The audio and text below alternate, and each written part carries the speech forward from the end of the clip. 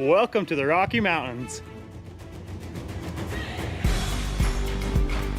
Welcome to open trails and new vistas.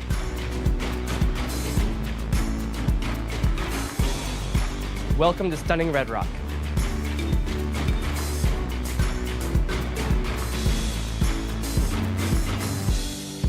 Welcome to the greatest snow on earth. By the tree of broken glass, where the home Welcome to game day fun. anything could last. So let's go and take the words that we know. Welcome to the party! Of thoughtful dreams. But if you listen, you can still hear Welcome to Pac-12 Sports. our names, calling out our names. Welcome to world-class research. We'll keep on standing tall. This world is in our hands. So get up and grab your Welcome to the arts. have no trip. We are tough as nails. Come on, this is our land. Welcome to real-world experiences. We can go to that bridge that crosses over fear. Welcome to a great education. Love and what it does to those they hold near. So let's run till the water. Welcome to new friends. We can toss our worries far away from our hearts. And if you listen, Welcome to the time of your life. not hear them calling out our names, calling out our Welcome to all you can imagine. Though we might fade and fall, we'll keep on standing tall. This world is in our hands. So get up and grab and walk and see. Those gray clouds look close, but we have come and gone. Welcome to the University of Utah. So get up and grab and walk and see.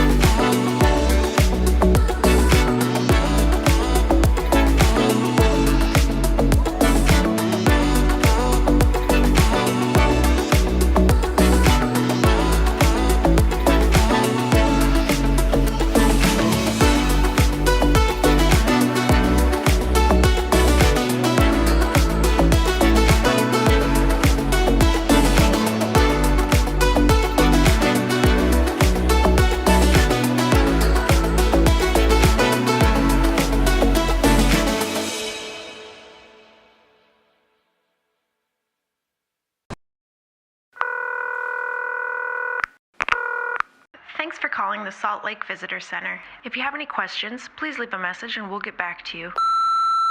Hello! I tell you what, I'm just going to put you on speaker. All right, a little about me. I'm a bit of a phenomenal skier, so I want to take my family on a vacay, which is short for vacation. Hope you don't mind the abbreviations. I'm just short of time today, so I need to sort of hurry things along. Just a few simple questions for you. They call Salt Lake Ski City, but you do ski in the mountains, right? I'm just picturing myself skiing down the sidewalk there next to the shops. Knowing my luck, I'll do one of my big flips and end up in the traffic. So I don't want that to be the case. Look, I've got to go. You're really keeping me here. Although I will say, I'm going to see your Utah Jazz play a basketball game. And I've heard there's a couple of Australians in the team. So here's my question. Are they causing you any trouble? I just had a thought. The average snowfall near Salt Lake is 500 inches. If I was to utilise all of that to build a giant snow person, would that be majestic or a bit scary? Oh, hey, listen, just quietly. I'm a big family guy. You know that, I've told you that. But after a few days with them, I'm going to need a drink. That's legal, right? Shh. I hear Utah has the youngest population of any state.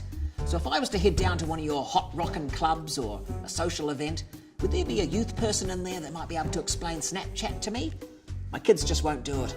Now, I've heard there's a bit of a Sharks versus Jets rivalry between the skiers and the snowboarders. And if I made that movie, would you watch it? Oh, when was your last Yeti sighting? Are you getting all this, by the way? I'm assuming you can rewind. The Utah state bird is a California gull. I mean, even you've got to admit that is confusing. I guess that's more of a statement than a question, but still I thought I'd bring it up.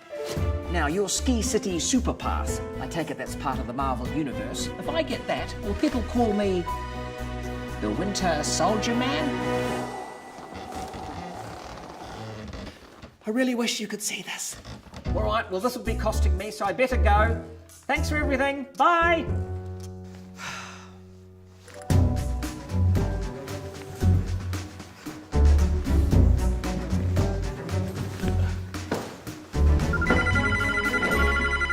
Hi, this is Beth from the Salt Lake Visitor Center calling you back to answer your questions. First off, yes, you can absolutely drink here. We'd prefer if you ski in the mountains, and I'm happy to call you Winter Soldier.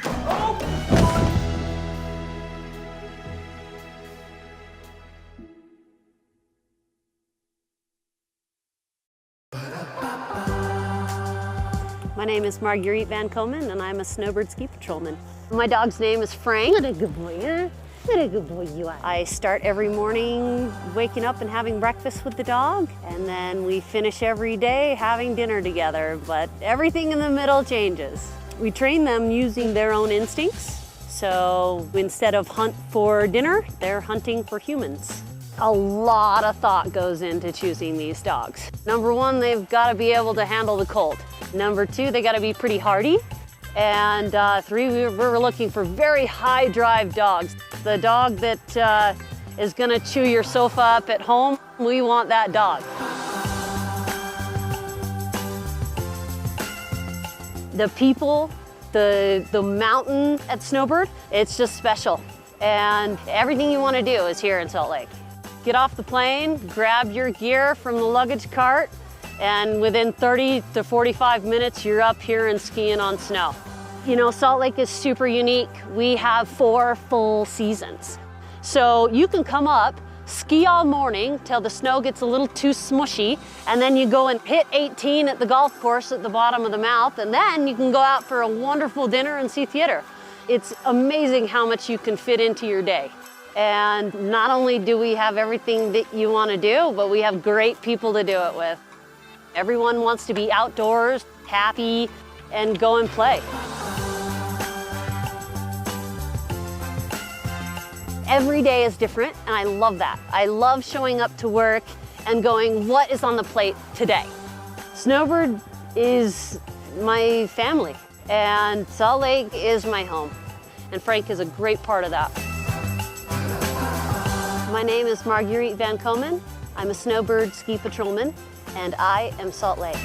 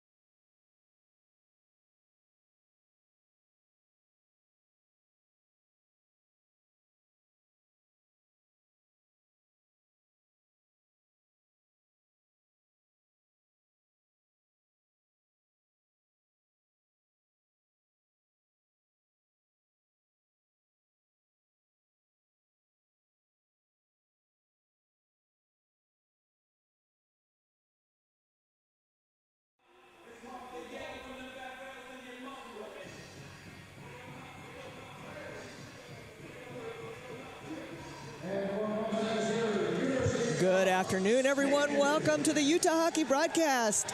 I'm Anita Tsuchiya. I'm here joined by my partner, Patrick McGann. We're here at the Salt Lake City Sports Complex, and this afternoon's match is the Utah Utes Men's Division II hosting the University of Southern California Trojans.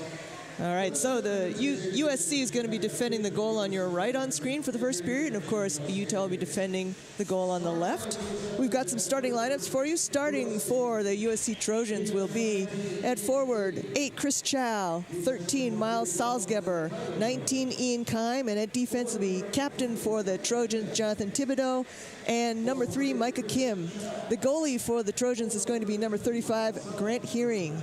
And for the hometown Utes, the starting lineup forwards will be 15, Max Fene, 19, team captain Antonio Nahara, and forward 34, Reed Pittman. The two defenders, the dynamic duo will be number 23, Keaton Moorhead, and number 24, Donovan O'Shea.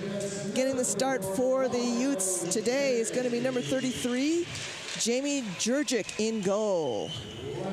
And they're just about just going through the starting lineups here at the ice, as you can see. I forgot what I was going to say. USC comes in on a bit of a uneven, they've had a 3-game losing streak, so they're obviously seeking a win. They're, of course, in the Western region, but they're pretty far down. They're not really competing, I think, for the Western region championship. They are 2 wins, 3 losses in the last 5 games. They're at 18 games played with 10 wins and 8 losses. Utah, on the other hand, is definitely in the race. They are ranked number 9. And we're going to take a quick pause here for the national anthem, and we will be right back.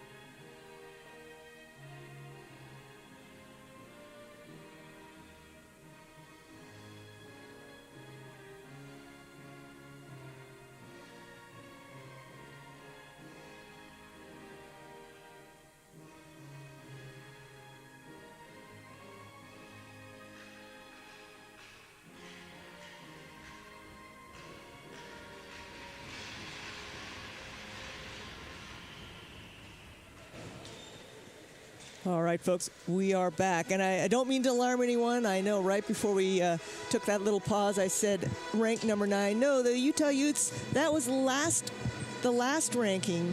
They were ranked number 9. They bumped up 2 slots. They're now ranked number 7. They are definitely in that qualifying group, short of a disaster. We should expect to see them qualifying for the Western Region Championships, which are going to be happening postseason, which is pretty exciting news. At the same time, it would always be good to get a few more points and get bumped it up in seeds.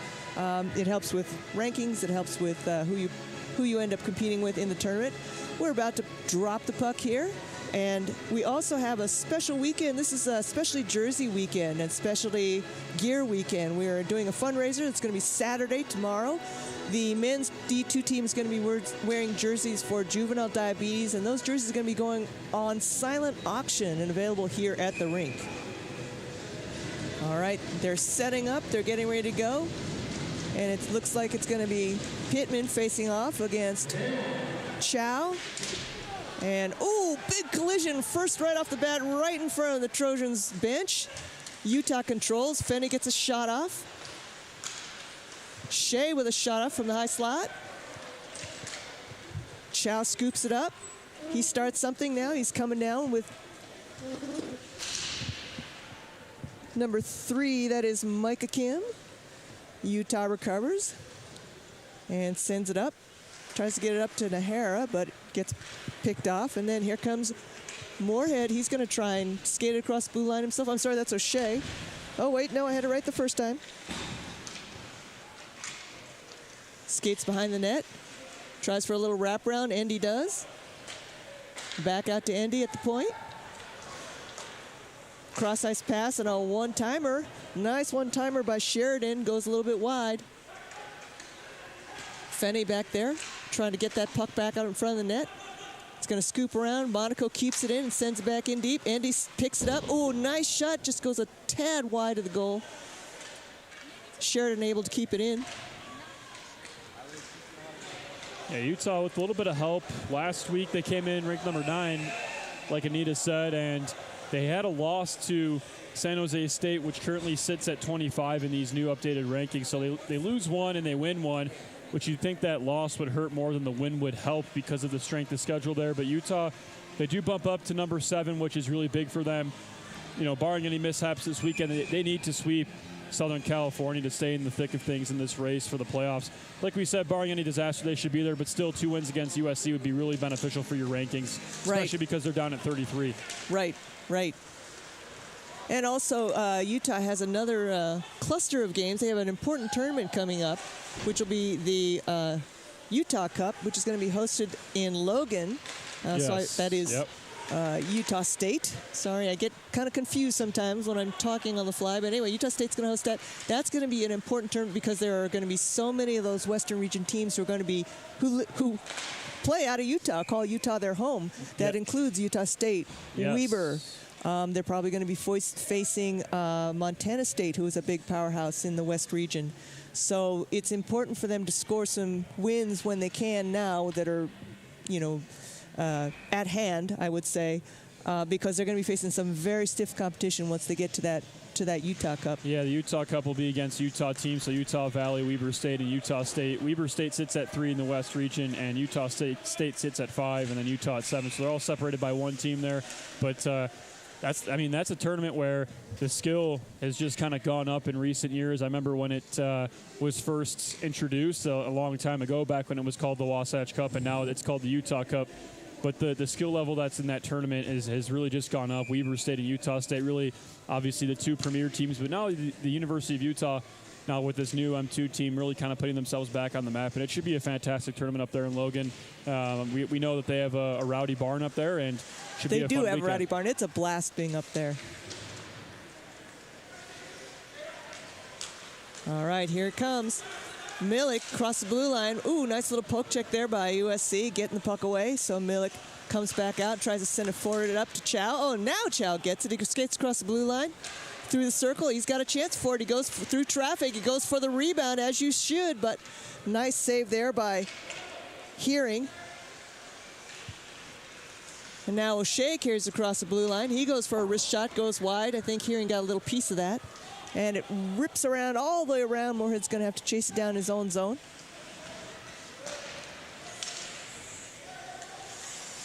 Utah starting the breakout. Ryan Worth drops it back to Moorhead, back to O'Shea, back across to Moorhead. Up to Mudd, and Mudd tips it in, but gets a little bit ahead. And Indy's going to pick it up, or not. Sorry, not Indy, Kurt.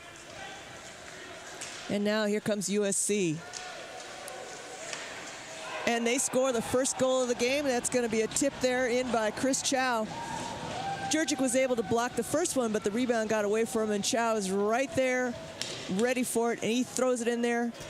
USC gets on the board first at 16:48 in the first period. Yeah, the Trojans don't waste any time getting on the board. No bus legs here for USC. No, and I'm impressed. They're speedy. They're very speedy. Quick team, and they're obviously in the Pac-8 conference there with Utah, so big conference matchup for these guys, and they're not playing like they're 23rd. They're playing like a better team right now, and to get that first goal on the road, that's huge.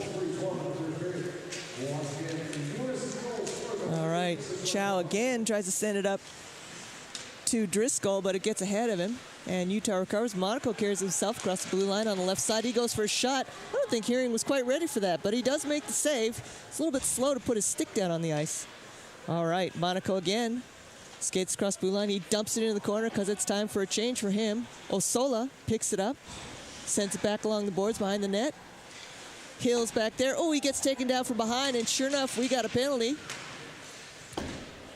Delayed penalty. Utah managed control, and finally Hearing gloves it, and we're going to have stoppage of play. And somebody in a red and gold jersey is going to be sitting down for 2 minutes. And it appears to be, that's number 4. It's number 4, and that is Brett Biederman.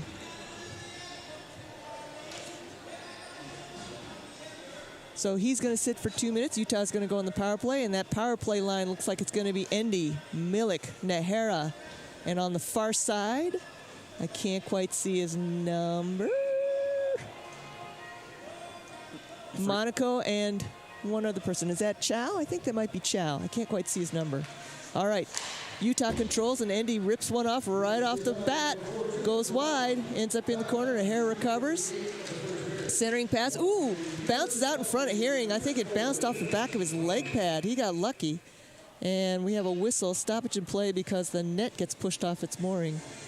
And to give you an idea of what this USC team looks like this year, back in the fall, this team played 2 teams that Utah's played common opponents, and actually 3 teams, University of Washington, San Jose State, and Berkeley. And those are 3 teams that, quite frankly, smoked USC in most of those games. So this is a game that Utah better be in. I mean, obviously Utah losing to Washington, that already happened, but Utah beat SJSU. I guess they split with them last weekend, and they swept Berkeley earlier in the season. So this is a team, I guess you should never gauge a game based off common opponent, but this is a team that Utah really needs to beat. Like I said, this is a key matchup. Right, and you shouldn't make assumptions, but you would expect Utah to be the better team based on that record. Right. All right, Hearing makes another save off a wrist shot by Endy. And if the schedule I'm seeing on the ACHA website is right, this is USC's last weekend of regular season play. Wow. All right. Yeah, Utah. This is Utah's last home series of the regular season, and then the next time they play will be at the Utah Cup, and then hopefully the next time we'll see them at home will be in postseason. Yes, and they'll actually play that Pac-8 tournament as well up there in Seattle. Oh, that's right. They're going to play the Pac-8 tournament, which is going to be not in Seattle. It's going to be in Cheney, Washington, at Eastern Washington University. Yeah, it's going to be hosted by Eastern Washington University, unless I looked that up wrong. But I think, way back when, I think they started originally thinking Seattle, but I believe it's Eastern Washington, and they're out in eastern part of the state, Cheney, Washington. Now Utah controls in the Trojan zone, USC zone. Utah having a little bit of trouble getting that box set up. Monaco skates it across the blue line himself. 42 seconds left in the Utah advantage. Goes for centering pass, kind of bounced around a little bit, and Endy's unable to keep it in the zone, so Utah's going to have to come out and regroup.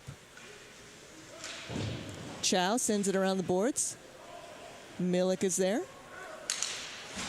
Nice little drop to Worth. Back to Milik. He's got a shot. He's got room. He goes for a shot from the high slot. Goes wide. Scooped up by Chow. Back out to Milik, who one-times it. Way wide on that slap shot.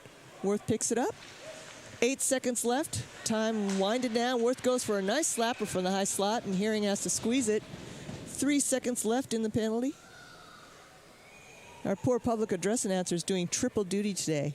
He's announcing and he's got to man both the penalty boxes. So he's got to walk back and forth. I keep watching him walking back and forth between us. And there's doors between both sides. So he's got to open the door, walk in, close the door.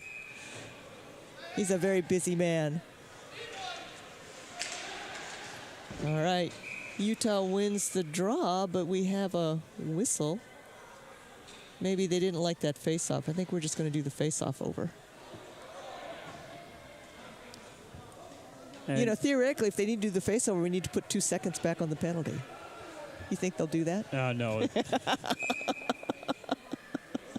Who knows? Maybe that comes back to bite somebody. Who knows? All right, USC controls off the draw, and they are back to full strength. Whoa! And we got a player going down, and we do indeed have a delayed penalty getting called. And Utah's got a chance here. Oh, nope, they finally... I didn't really think Utah had controlled it, but... Yep, so it looks like it's going to be a USC player who USC just got out of the penalty box, but now he's going to go back, and unfortunately it's going to be for the poor same Brett Biederman. He barely just got out of there. It wasn't on purpose. He was poke checking, but he actually got his stick hung up in the blade of the Ryan Worth and pulled him down. So I'm afraid that is a penalty. So Utah goes back on the power play. Let's see if they can score one on take advantage on this one. Utah controls. Fast shot right off the face-off by O'Shea. Nice save by Hearing. Puck ends up in the corner. Utah controls. Worth is going to try and skate out. Nice. Oh, sorry, not Worth. And Worth gets the goal on the assist from, not sure who that is now. Oh, it was Max Fenney. So Max Fenney was the one who I thought was the wrong, I misidentified, but he gets the assist. One timer by Worth goes in, 13:35. Utah evens it up 1-1 on a power play goal. And good for Utah to respond back to USC after going down early, getting the fans involved, getting this place loud. Yeah, I don't think Utah, that was part of the game plan to let USC sneak one in early. And yeah, you see the replay, Ryan Worth just letting a slap shot go on the glove side. That's a quick shot. And he kept it low. It was really good. And that's a player that we've seen on the M1 team here at Utah in previous years. He has a lot of skill, and you see it right there. You can see him wind up and just take the open slap shot because he has it. And when you put the puck on net, good things happen, especially when you have a great slap shot like Ryan Worth's. Right. Chris Chow with another chance. Nice pad save by Jurgic. And Utah, this season is a great chance for them. We talked about it, Anita. I remember we talked about it specifically during that California weekend when Utah put on an impressive performance against California, where that was a very skilled team in the Pac-8. Utah, they'd be, if they can win the conference, that'd be such a major step forward from last year, where they barely even played last any year was Pac-8 rough. teams, right? They only played Utah teams, and so that'd be the program's first Pac-8 championship since 2016. And interestingly enough, the last time Utah won the Pac-8, USC was the runner-up. Oh, and that was interesting. 2016. So, ooh, shot there from the point by team captain Jonathan Thibodeau. Nice save by Jurgic. And now here comes Mudd around the back. Ooh, tried to keep it in, but unable to do so. It's going to be a race. So Tomacek back there trying to clear the zone. Mudd scoops it up. Oh, and he tries to send it to Porter, but it hits him in the skate, bounces dangerously back in, almost bouncing back towards the goal. And now the puck comes loose, and oh, so poor Abene fans on that shot, and then the puck actually ends up going all the way back into the USC zone. Being chased back there by Porter. Osola is unable to intercept. Hill pokes it loose, though, and Osola manages to keep it in the zone. He sends it up to Hill, but oh, it hits Hill in the skate and bounces away. And now here comes USC. Or not. Another puck bouncing off a skate. O'Brien's USC trying to get something started. He tries to send it up to Chow. Instead, Monaco just dumps it back in. So Biederman again tries to start something, break out. Monaco keeps it in. Another wrist shot. Oh, nice deflection in front by Hill. And then finally he backhands it in. So that was picture perfect by Hill. He does exactly what you're supposed to, is like stand there waiting for the deflection. If it doesn't go in the first time, try again. and he's just cleaning up the rebound there. Puck bouncing around. USC can't quite keep it contained, and that comes back to bite them right there, as it was just knuckling around there on the goal line, and it was cleaned up and put in the back of the net. And just like that, Utah does take a one-goal lead. I might have given credit to the wrong player. It looks like that might have been Jack Furlong's tip. Because Hill has the first one, so Hill has been there from the side, but then Furlong was out in front, and he's the one who gets, oh, it actually looked like it bounced off a USC defender as well, who was trying to keep it from going in. So now Utah at 11:38 leads 2-1, takes the lead. This could be a high-scoring game. It's only we're not even in the second half of the first. And again, Utah scores another one. I looked away for a minute at the scoreboard to say, we haven't even gotten 10 minutes into the first period, and this could be a very high-scoring game. And Utah comes through, and it looks like Jovi Milik gets goal number 3 for Utah. perhaps the blowouts earlier in the season were actually indeed true, because USC seems to have kind of fallen apart very quickly. They didn't look like this in the 5 minutes ago. They did not, yeah. In Utah, there you see the replay again. There was a shot the stick of looked like Chow broke, and then the puck slid Milik's way, where he was just able to clean up. And I guess the goaltender wasn't quite ready for that shot after the chaos of that stick breaking.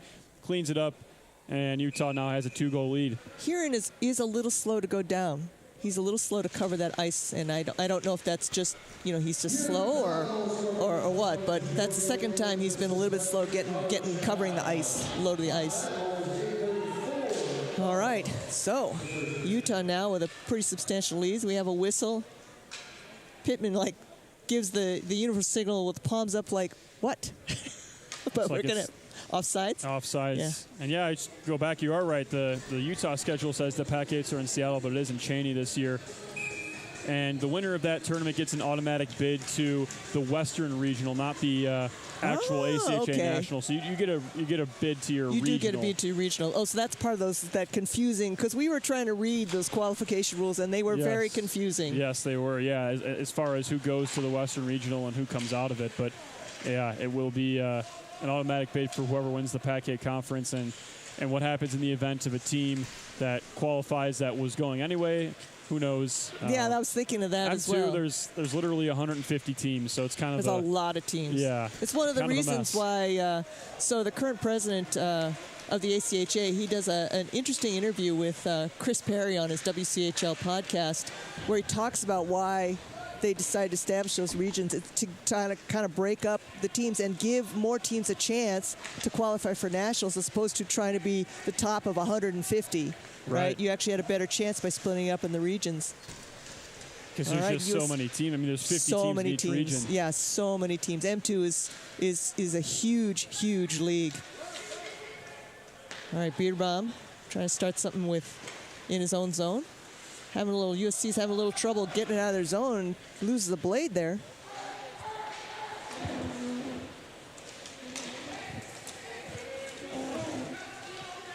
And here comes USC. Chow goes for a shot, but it bounces off somebody's pads. Bit of a scramble. Oh, now a one-timer from the high slot by O'Brien, but that bounces off somebody's body, ends up in the corner. Utah controls. Looks like that's Pittman trying to get it out of the zone. Kicking along the boards, and finally he does come out, but it gets ahead of Nahara. It's going to go all the way out to O'Brien, who's going to come through the neutral zone. However, he doesn't have a lot of help, because this is when USC decided to go for a line change. He tries to go for a clearing pass. He bounces off a Ryan skate. Now he comes back across the blue line on the right. He goes for a wrister, but it hits a bunch of bodies. Doesn't really go anywhere, and here we go. Nice lead off to Mudd, Andy to Mudd. Now, Kurt to Mudd, and Mudd back in the corner.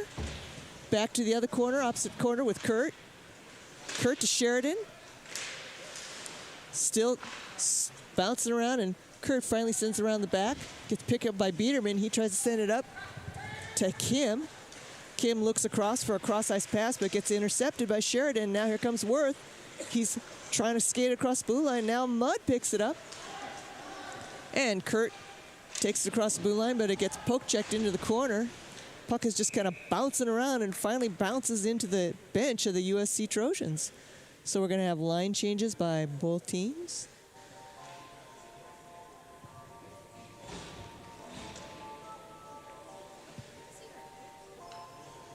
And looks like we'll have a face-off to the right of Hearing. It's going to be Mudd facing off against Abene. Yeah, USC came out pretty strong, but they only have 2 shots on goal to this point in the game. Right. Utah has just dominated after that first goal. Right. Monaco from the point, passing it out to Kurt. Back to Monaco with a one-timer. Ooh, deflected there by Kim. Puck ends up in the corner. Sheridan wraps around to Kurt. And then it gets picked up by USC, and then here comes USC. That looks like number 15. I think that's 15, although I don't have a 15 written down on my schedule, so I'm going to go check the number. I apologize. Utah trying to clear out. Thibodeau from the point. Hits somebody in the shin. Looks like hit Mudd in the shin, and the puck just bounced all the way back into his own zone.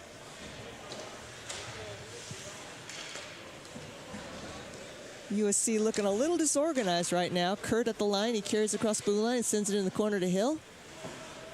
Hill tries to put the brakes on, gets bounced into the boards by Thibodeau. And then a long stretch pass doesn't really work. It's going to be icing. I'm going to have to come right on back.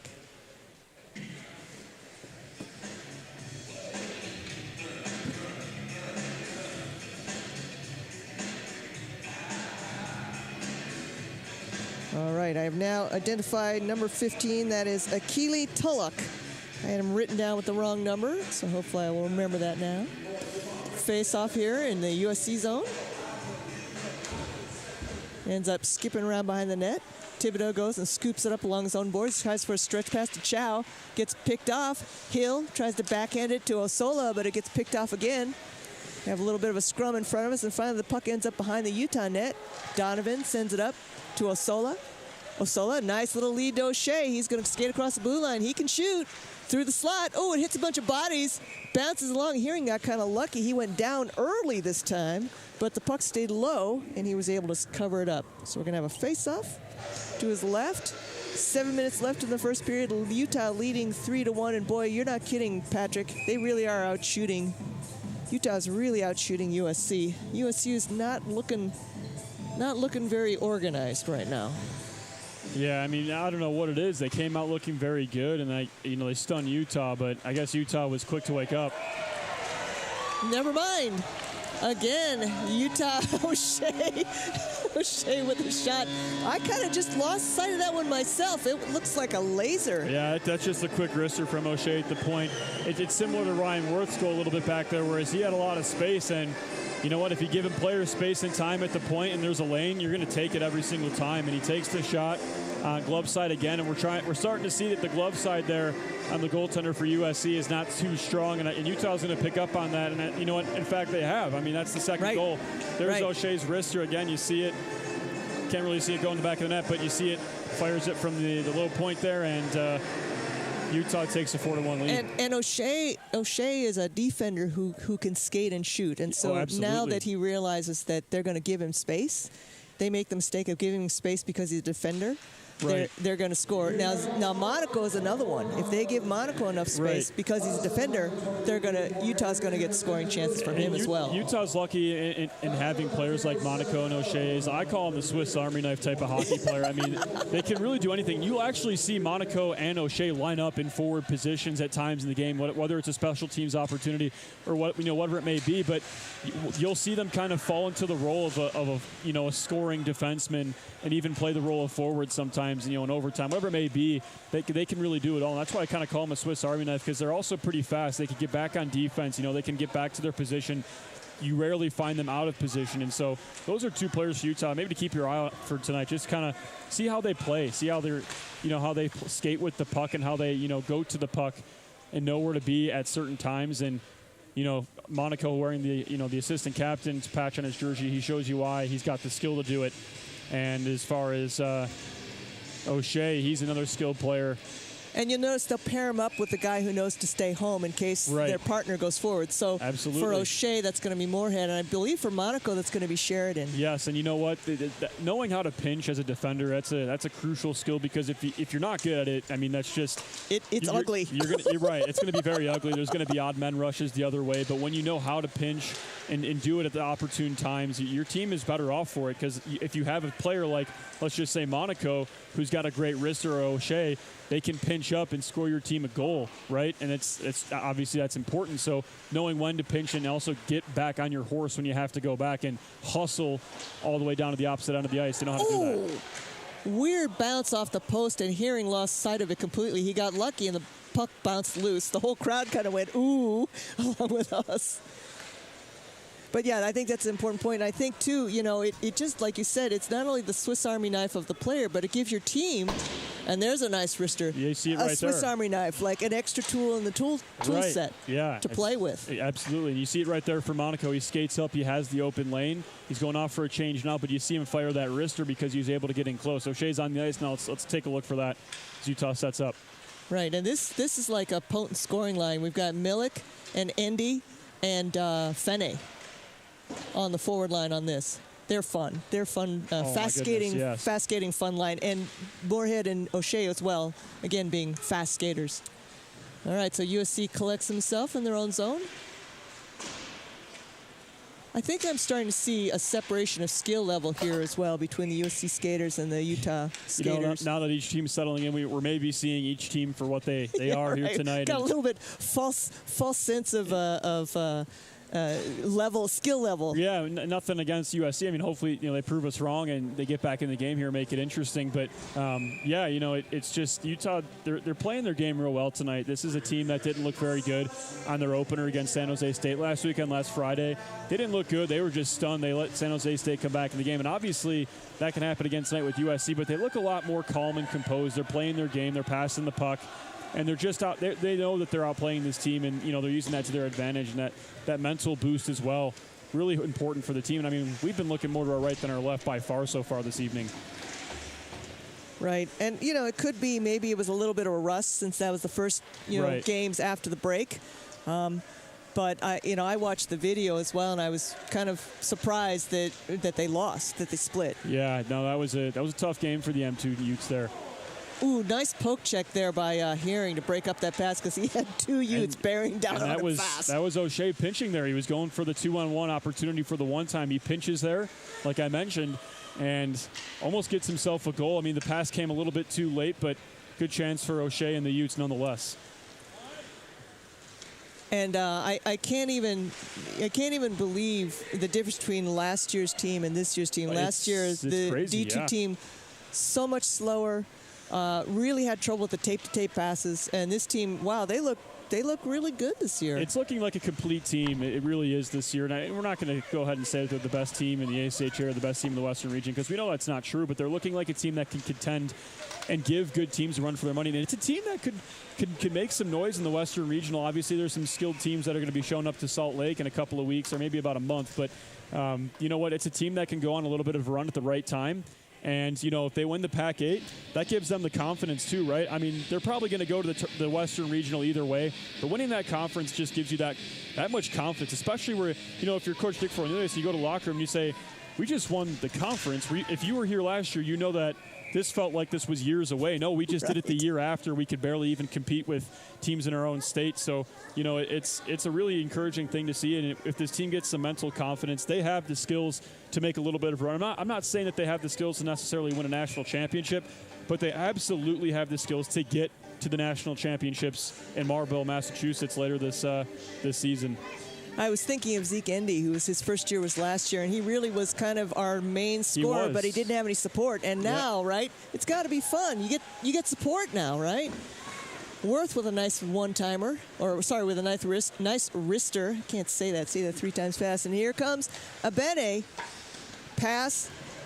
He passes and a shot by Pats. Nice blocker save by Jurgic.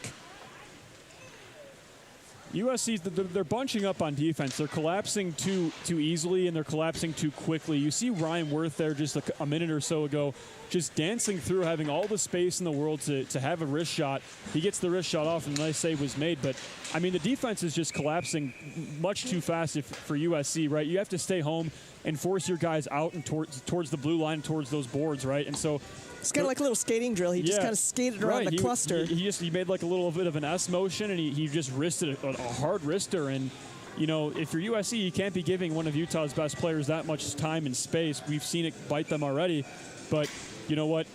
You can't be collapsing like that on defense too quickly. You have to stay home, and bunching up on defense is probably the worst thing you can do because it gives the other team that much more space to work the puck and find that good lane for them.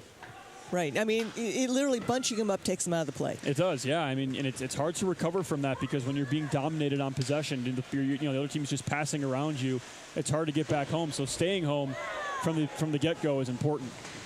Right. Porter with a centering pass. Sheridan tries to one-time it, but it bounces off a bunch of skates and sticks. Oh, and Porter loses an edge and lands on his rump. And loses the puck, Porter, adding insult to injury. That's a player right there who had a great weekend last weekend for Utah. I mean, obviously not the most impressive weekend in terms of team performance, right, splitting with San Jose State, but he had a great weekend last weekend. He's building up some momentum. He's a player on this team that I think he was here last year. Yes, and for he's him another one who he's made a I'm big sure, improvement. Yeah. He's really, you could tell he's been putting time in the weight room and time on the ice there. He's looking really good this season. And I think he's improved, and it's helped his confidence that the team has improved, because he's also not the kid who's going to go and take charge. No, he's right. a support kind of guy, Right. and so he needs his teammates. Skill. Yeah, he needs his teammates there to help support him. Yeah, there you go. See a shot from him right there. He takes the shot. Obviously, maybe not the smartest shot there, but just throw it on net with this team. You never know. So far, they've kind of shown that, hey, if you throw it on net, you might score. Absolutely. You're out shooting your opponent. You're 21-7. So, whew, yeah, just throw it on net and see what happens. Right down to the final 48 seconds in the period. And it's fun. Like I like watching Lucas Solo is another one where their best role is as support, and if they've got a strong line, they can do amazing things. Right. But they're not going to be the Zeke Endy who goes and takes it on himself. Right. He needs his best role is to support his line, and then if you give him in the right line, he can work miracles. Right, and you know he's another player where he was kind of like the center of attention. He was one of the players last year who was one of the best players, right?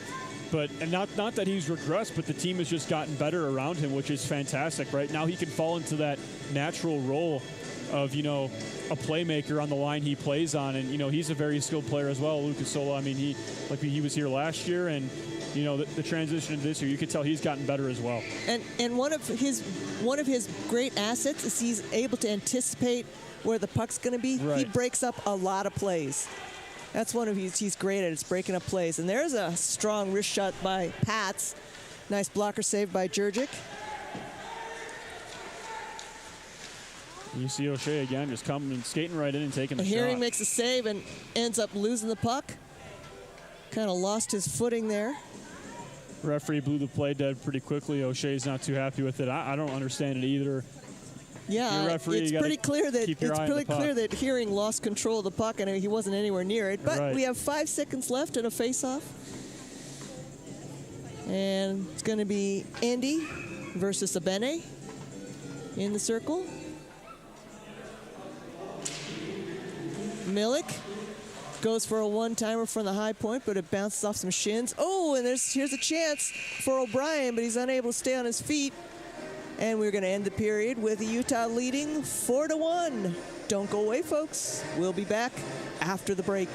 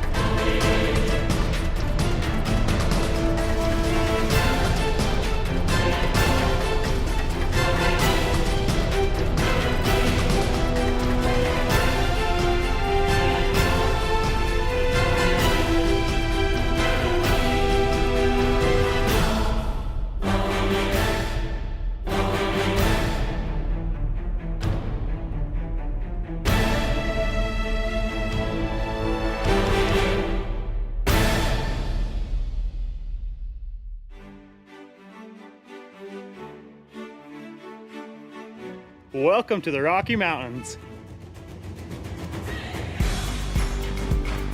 Welcome to open trails and new vistas.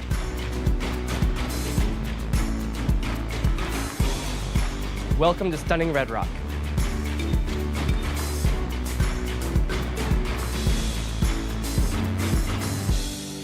Welcome to the greatest snow on earth. By the tree of broken glass, where the hope Welcome to Game Day Fun. anything could last. So let's go and take the words that we know. Welcome to the party! Of thoughtful dreams. But if you listen, you can still hear Welcome to Pac-12 Sports. our names, calling out our names. Welcome to world-class research. We'll keep on standing tall. This world is in our hands. So get up and grab your Welcome to the arts. top, no trap. We are tough as nails. Come on, this is our land. Welcome to real world experiences. We can go to the bridge that crosses over fear. Welcome to a great education. Love and what it does to those they hold near.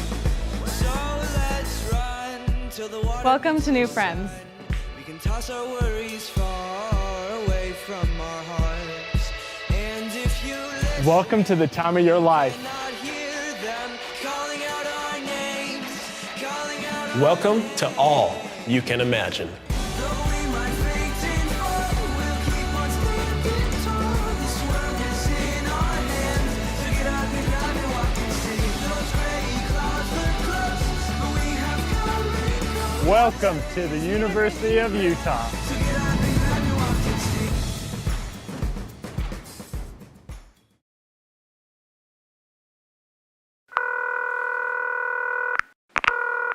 Thanks for calling the Salt Lake Visitor Center. If you have any questions, please leave a message and we'll get back to you. Hello! I tell you what, I'm just going to put you on speaker. All right, a little about me. I'm a bit of a phenomenal skier, so I want to take my family on a vacay, which is short for vacation. Hope you don't mind the abbreviations. I'm just short of time today, so I need to sort of hurry things along. Just a few simple questions for you. They call Salt Lake Ski City, but you do ski in the mountains, right?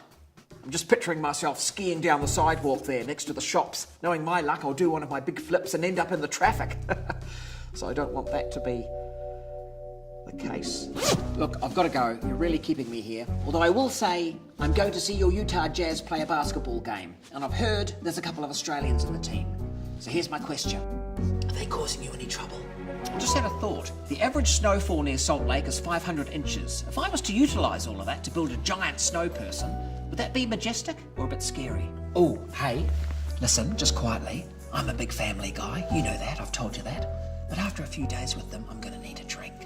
That's legal, right? I hear Utah has the youngest population of any state. So if I was to head down to one of your hot rockin' clubs or a social event, would there be a youth person in there that might be able to explain Snapchat to me? My kids just won't do it. Now, I've heard there's a bit of a Sharks versus Jets rivalry between the skiers and the snowboarders. And if I made that movie, would you watch it? Oh, when was your last Yeti sighting? Are you getting all this, by the way? I'm assuming you can rewind. The Utah state bird is a California gull. I mean, even you've got to admit that is confusing. I guess that's more of a statement than a question, but still I thought I'd bring it up. Now, your Ski City Super Pass, I take it that's part of the Marvel Universe. If I get that, will people call me the Winter Soldier Man? I really wish you could see this. All right, well, this will be costing me, so I better go. Thanks for everything. Bye.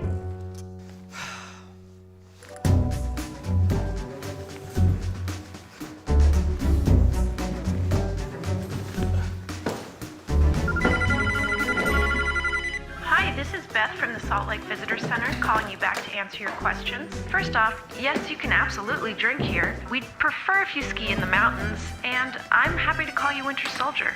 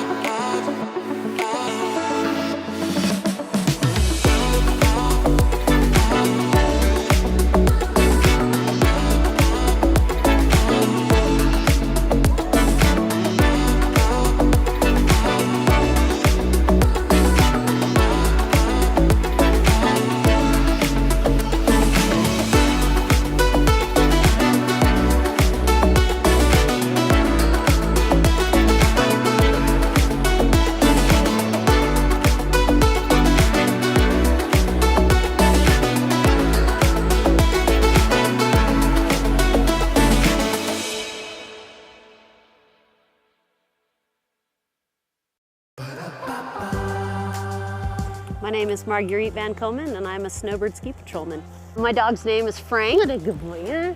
What a good boy you are. I start every morning waking up and having breakfast with the dog, and then we finish every day having dinner together, but everything in the middle changes. We train them using their own instincts, so instead of hunt for dinner, they're hunting for humans. A lot of thought goes into choosing these dogs. Number one, they've got to be able to handle the cold. Number two, they got to be pretty hardy. And three, we're looking for very high drive dogs. The dog that is gonna chew your sofa up at home, we want that dog. The people, the mountain at Snowbird, it's just special. And everything you want to do is here in Salt Lake. Get off the plane, grab your gear from the luggage cart, and within 30 to 45 minutes, you're up here and skiing on snow. You know, Salt Lake is super unique. We have 4 full seasons. So you can come up, ski all morning till the snow gets a little too smushy, and then you go and hit 18 at the golf course at the bottom of the mouth, and then you can go out for a wonderful dinner and see theater. It's amazing how much you can fit into your day. And not only do we have everything that you want to do, but we have great people to do it with. Everyone wants to be outdoors, happy, and go and play. Every day is different, and I love that. I love showing up to work and going, what is on the plate today? Snowbird is my family, and Salt Lake is my home, and Frank is a great part of that. My name is Marguerite Van Komen. I'm a snowbird ski patrolman, and I am Salt Lake.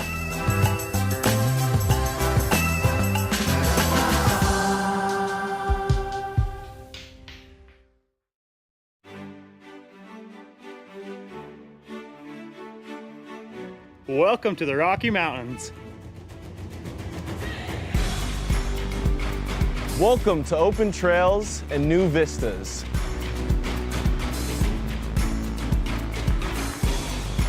Welcome to stunning Red Rock.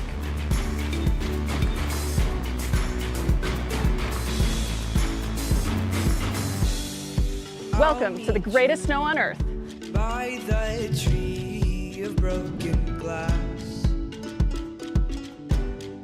where the home Welcome to Game Day Fun. anything could last. So let's go and take the words that we know. Welcome to the party! Of thoughtful dreams. But if you listen, you can still hear Welcome to Pac-12 Sports. our names, calling out our names. Welcome to world-class research. We'll keep on standing tall. This world is in our hands. So get up and grab your Welcome to the art. top, no trap. We are tough as nails. Come on, this is our land. Welcome to real world experiences. We can go to that bridge that crosses over fear. Welcome to a great education. Love and what it does to those they hold near. So let's run till the water. Welcome to new friends. We can toss our worries far away from our hearts. And if you listen, Welcome to the time of your life. not hear them calling out our names, calling out our Welcome to all you can imagine. Though we might faint and fall, we'll keep on standing tall. This world is in our hands. So get up and grab and walk and see. Those gray clouds look close, but we have come and gone. Welcome to the University of Utah. So get up and grab and walk and see.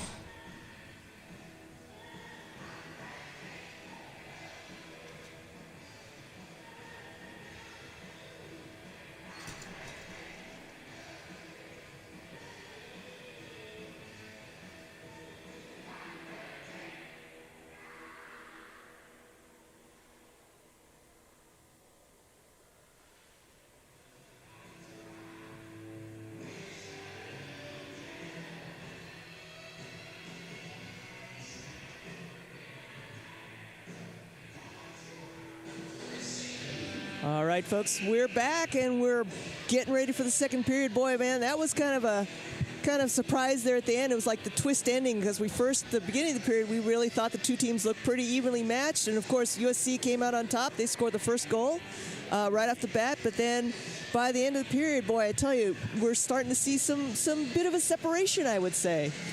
Yes, absolutely. At USC, they came out pretty strong, and I think Utah just came out maybe a little bit slow, and so they're too bad they didn't play like this against San Jose State. I can just tell you that. Right. I think it's just a matter of Utah. Last weekend they had to get a weekend of play underneath them, and I think we're missing a line official. Yes, actually, the official they're going to get USC out of the locker room. Oh, we're missing a whole team. Yes, yeah. The referee's coming out now. Looks like she was just going to talk to USC and say, "Hey guys."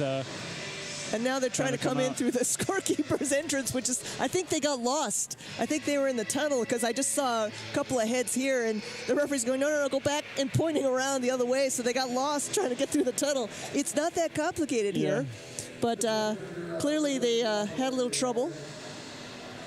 And we should be seeing them soon. Here we go. Here comes the line official who's probably leading the way. Yep, here they come. They got lost. It happens. You go on the road. You're in somebody else's barn. I don't think USC's played here in a long, long time. Oh, okay. So you didn't see them in the past years? Nope. When I was here, I didn't see them. I think it's been a while since USC's actually come up here since definitely the first time since Utah has had this Division II program reinstated. But yeah, it had before my time with the team, they haven't played USC. So back in the Pac-8 days in the mid-2000 teens there, I think was the last time USC's actually come up to Salt Lake City. So, all right. Well, I don't blame them. We were supposed to go down to Southern California last season, but that got lampooned by the COVID problems. I think I don't know if it was a travel issue or if it was actually, the team had to shut down because of COVID. I know that earlier this year, San Jose State had another shutdown of the weekend where they had to reschedule some games. I think it was San Jose State. So especially because it's California still has some pockets where they're having this issue of having to shut down games or reschedule games. So we are glad that they made it. Glad they were able to make it up all the way over here from Southern California. Probably a little bit of a shock to the system too. It's not warm up here or sunny. No, and we are not at sea level. So I'm sure they're breathing hard because we are a little bit higher than they are down there in Southern California. And we are off on the second period. Utah controls off the draw.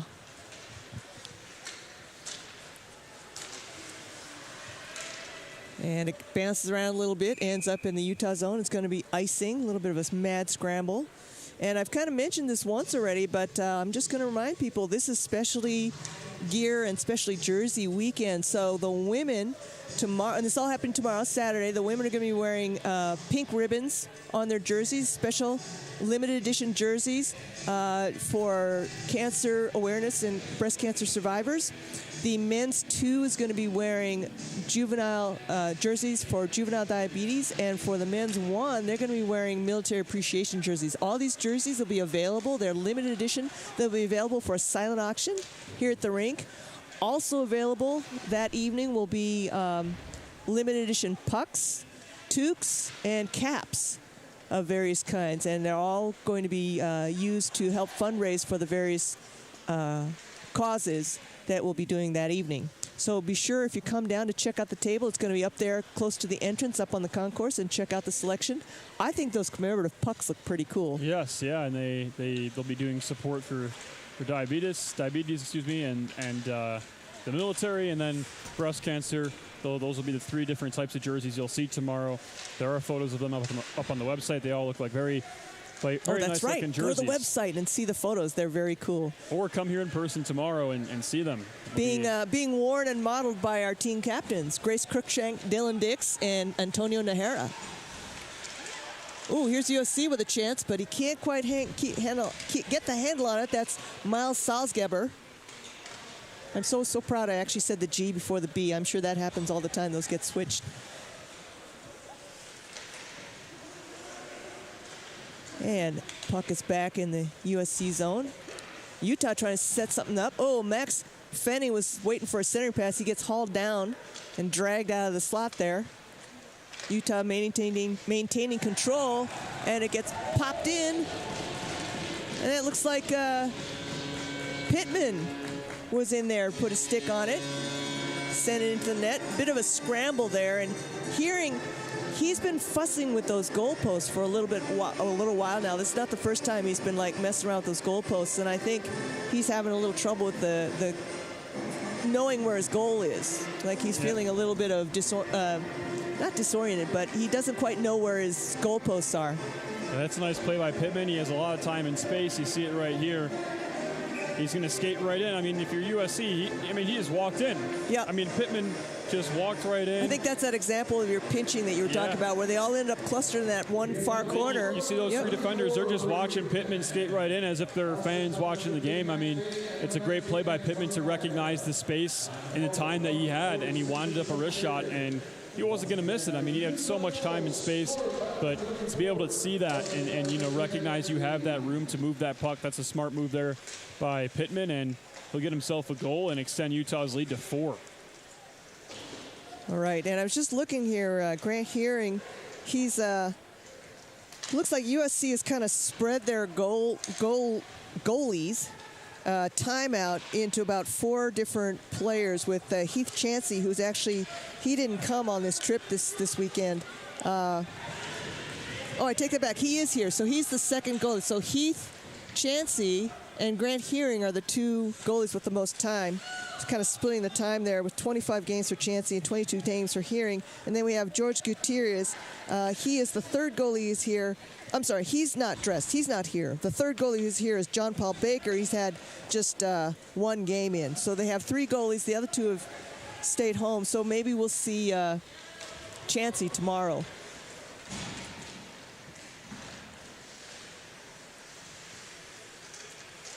And Tomczyk skating around in the corner, setting up the cycle. Oops. Ends up giving it up, coughing it up. And USC, here comes, that's number 21. That is Peterson. He skates across, he tries to skate across the blue line, but it gets poked loose. And now here comes Pittman back the other way. I think he's looking for goal number 2. Oh, nice. Good job centering. Osola's there. Porter's there. Puck squirts loose. Peterson was trying to clear it, unable to do so. Puck is still in there. Oh, and it bounces off. I think that bounced off a Hearing stick and up high on the glass. It's still in the zone. And now finally, USC managed to clear the zone. Monaco's going to scoop it up. He's going to skate fast behind his own net, start the breakout through the neutral zone.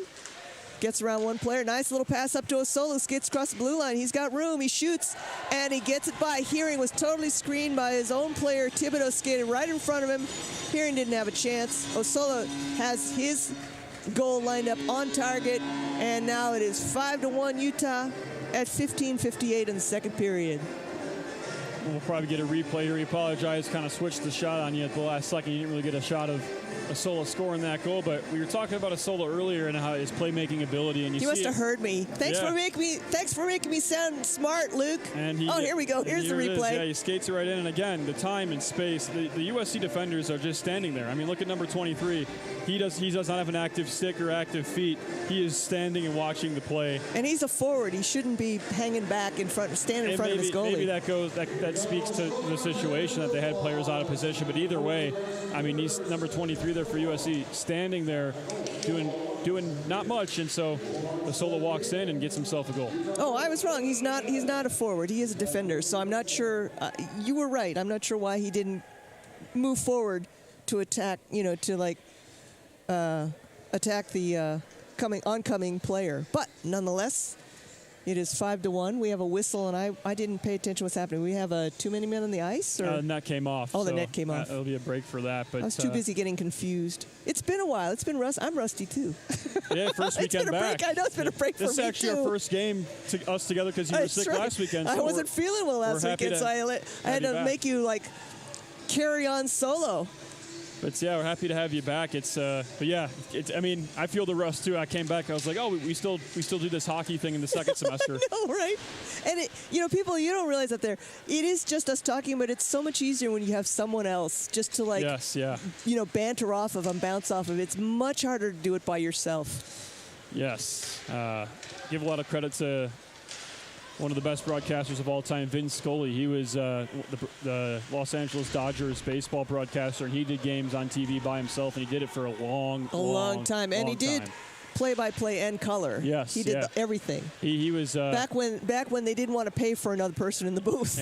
But then they just stuck with it, and to this, till in the mid 2000 teens there, that he was still calling games, and they kind of let him still do it alone because that's how Vin was. And I'm just trying to tell you. To him. Yeah, and I'm not Vin Scully, and we're both not Vin Scully. It's hard to do. I give him a lot of credit because doing it alone is not easy. But one of the tribute to definitely one of the greatest broadcasters to ever put on a headset. That's Vin Scully. What a great broadcaster he was. All right, here's Moorhead with a chance. Oh, he goes for a centering pass, and Milik was there, but it looks like his stick got lifted at the last minute, so it ends up in the corner. Here comes Andy behind the net. Circling around.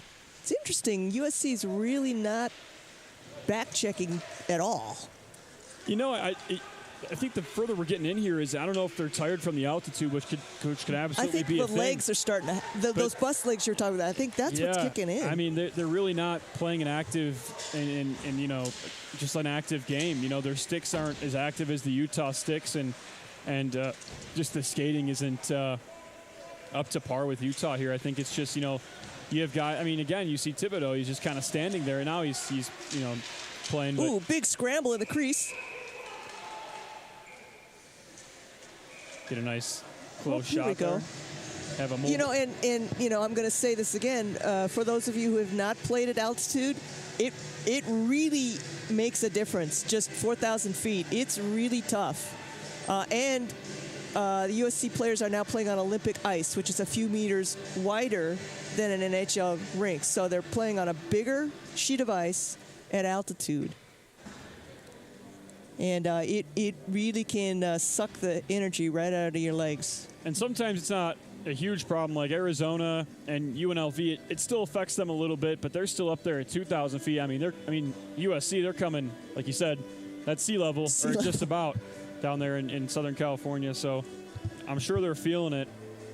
And travel day is always tough. Yep, right. Travel day is always tough. Yes, it is. It's not easy to go from, I'm not sure if they bust their fluid up here, but if it's a bus trip, that's about 11 hours, 10 hours. So, that's not an easy trip. And, bus legs are a thing, and altitude is a thing. And, as broadcasters, we love to talk about it, but it is a real issue. And it's a real home ice advantage for Utah as well. Right. Especially, if you talk about the Pac-8 Conference, there is another conference in the M2 level that's here in Utah that Utah State plays in and Weber, but Utah's in the Pac-8, which is a lot of teams that are on the coast. It's Oregon, it's Washington, it's USC, it's San Jose State, all teams that have to come in here and play at altitude, and that's a real home ice advantage for Utah. Not necessarily the same in the WWCHL and the WCHL. There's a lot of teams that do have, like Colorado and Colorado State, but the Pac-8, it's mostly coastal teams west of us. So kind of the Pacific, what you would expect from a team called the Pacific Conference. Right. And Utah probably we're kind of the eastern. Yeah, I would say we're kind of the eastern border of that. Oh, nice save there by Hearing. Yes, yeah, like you say, the eastern border. That's perfectly stated. And who's standing out is not looking like he's as affected as the rest is this number 8, Chris Chow. He's the assistant captain. He scored that goal.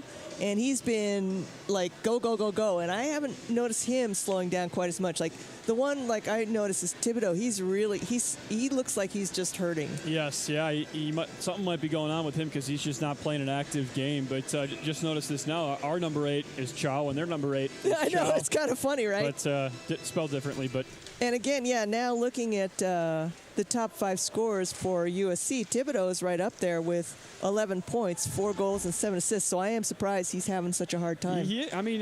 Just the plays I've seen from him, he's just kind of slow-footed and he's not moving his feet too much, and whatever that may be. But yeah, so far tonight USC, they're just not looking up to the task, and maybe that's because they have to get their feet underneath them. And you know what? That's why we have 2 games a weekend, right? Right. You can bounce back tomorrow. I'm not even saying tonight's game is lost, but, crazier things could happen. But, just bouncing back is important, and playing for pride here as well. It's important as well. Obviously right now you're pretty far out of this contest, but we're not even halfway through the game, so you got to still play the game, right? You can't just keel over and take a nap. I think the other thing that's important too is that, just to understand, all right, you always get a reset, right? And so just, play as well as play your game, play as good as you can, but try not to stop looking at the scoreboard, try not to worry about that anymore, and just keep your head focused on, I got to play my game. Right, yeah. That's absolutely true. And USC, I don't even think they're playing their game. I think they're a better team than what we're seeing right now. I would agree. There might be some external factors as to why we're not seeing them play their game, but right now Utah is just totally in control. Kurt kind of fans on that one. That wasn't what he wanted to do, for sure. It's going to go into the corner. Tomachik sends it all the way around the boards. Picked up by Worth.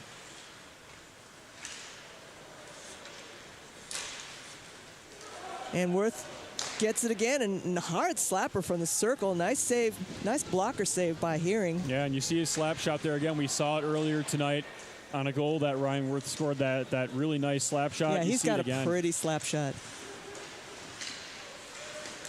All right, Kurt picks it up in the corner. Monaco's back there. Ooh, centering pass. Wow, there was a good chance by USC. Who was that? Number 13. Salzgeber, he had a good chance at it, but a nice save by Jurgic. Now we got Furlong. Tries for a drop pass to Hill. My goodness, what a pass there by Furlong. He was getting pushed off the puck there, and last second he made just a pretty little backhand pass. He saw Hill over his shoulder and just dropped the pass to him. Oh, flurry in the front. Oh my goodness, Hearing was down. He's down again. Monaco goes for a wrist shot. That bounces off a defender, comes back to the point. Actually, looks like they switched out goaltenders. Looks like it's Chansey now. Oh, it is Chansey now. Oh, it's number 1. Okay. I was thinking, wow, he's moving a lot better. Well, that explains it. All right, so it is number 1, Chansey. What is Chansey's first name? It is Heath. I accidentally sorted. It's an Anita problem. I accidentally sorted him at the top. Sorry about that. So Heath Chansey is, as I'd mentioned before, he's the second goalie. He's actually got a few more minutes than Grant Hearing.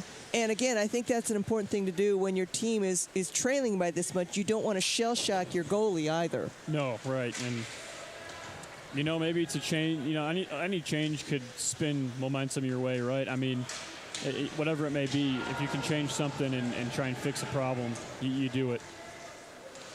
Monaco fighting through traffic, trying to skate on goal, and he does manage a centering pass to Porter. Hill's right there trying to poke it in, and the whistle blows. The puck goes in, so a Utah player managed to flip it in the net, but the whistle had been blown before the Utah player got their blade on the puck. I think that was Endy waiting there. Nope, it was Porter waiting there. And he's not happy because he thought he had a goal. But, alas, it's not to be. So we're going to have a face-off to the right of Chansey. And it's going to be Andy facing off against Abene. Utah controls. Chow with a quick shot right off the face-off. Moorhead to O'Shea. He's got room, so he's going to skate it across himself, right down the slot. And then he carries it back out to the circle. Back behind the net. Puck ends up in the corner. Bit of a scrum there. And finally squirts loose. Moorhead collects it and waits for his teammates to clear the zone. Cross to Andy. Andy's going to skate it across the blue line into the corner. Back out to Milik. Ooh, and Milik was trying to set it back to Andy. He gets tied up. Moorhead's able to keep it in. Andy back to Moorhead. Oh, I'm sorry, back to O'Shea. Now Moorhead's going to pick up the puck, and he sends it back behind the net. Abene tries to clear it, but unable to do that. Milik keeps it in and sends it back into the corner. Biederman.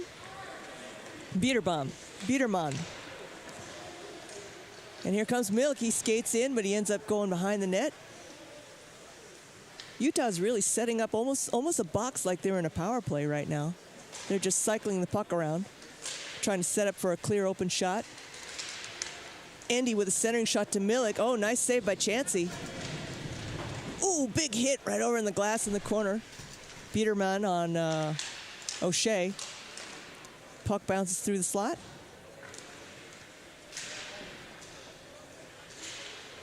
Boy, this possession in the USA zone has been a long one. Utah's had a lot of chances. All right, now here comes number 17. That is Magallanes. He sends it in deep. Gets scooped up by Moorhead, who sends it up to O'Shea, and O'Shea's going to go and skate it down himself. He's going to go down the boards. He gets hung up, though. Puck ends up behind the net. Fenne's back there trying to dig it out. Ends up going along the boards. It's going to get picked up and kept in by Tomacek. Good job by Tomacek keeping in. Back to Fenne in the corner. Fenne's trying to skate around his defender. Centering pass. Right to Pittman. Nice save by Chansey. Pittman's trying to get control of the puck. He's getting hung all over by his USC defender. Back out to Tulloch. And now here comes USC with a chance. Centering pass to Tulloch. He isn't quite able to hang on to it. And finally, that's number 13.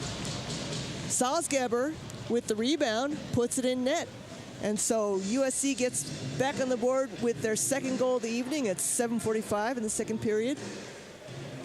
It's a little bit of a breakdown. I think the over-aggressiveness of the Utah defense maybe kind of bit them back a little there. USC able to mount a defense in the confusion and to get on the board. That's a nice play there by 15 in red for USC. I mean, not giving up on the play. He has an initial shot. We might get the replay. Yeah, here we go.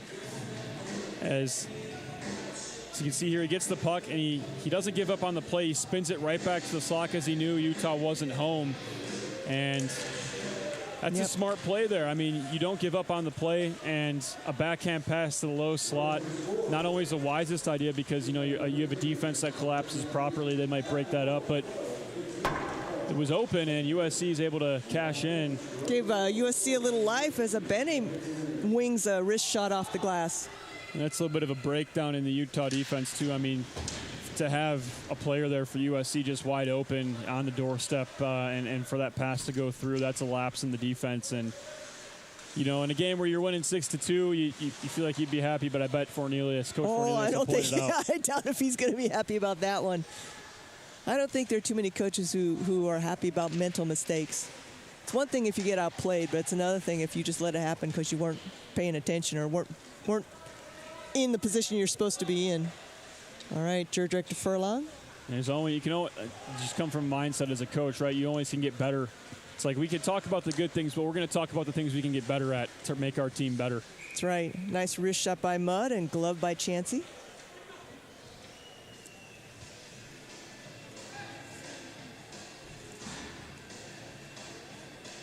So we've kind of mentioned it before, but one of the things, I don't know if we've actually specifically said this, Utah is actually going to be hosting the Western Regional Tournament, that postseason tournament. It's going to be from the 23rd to the 25th. It'll be right here.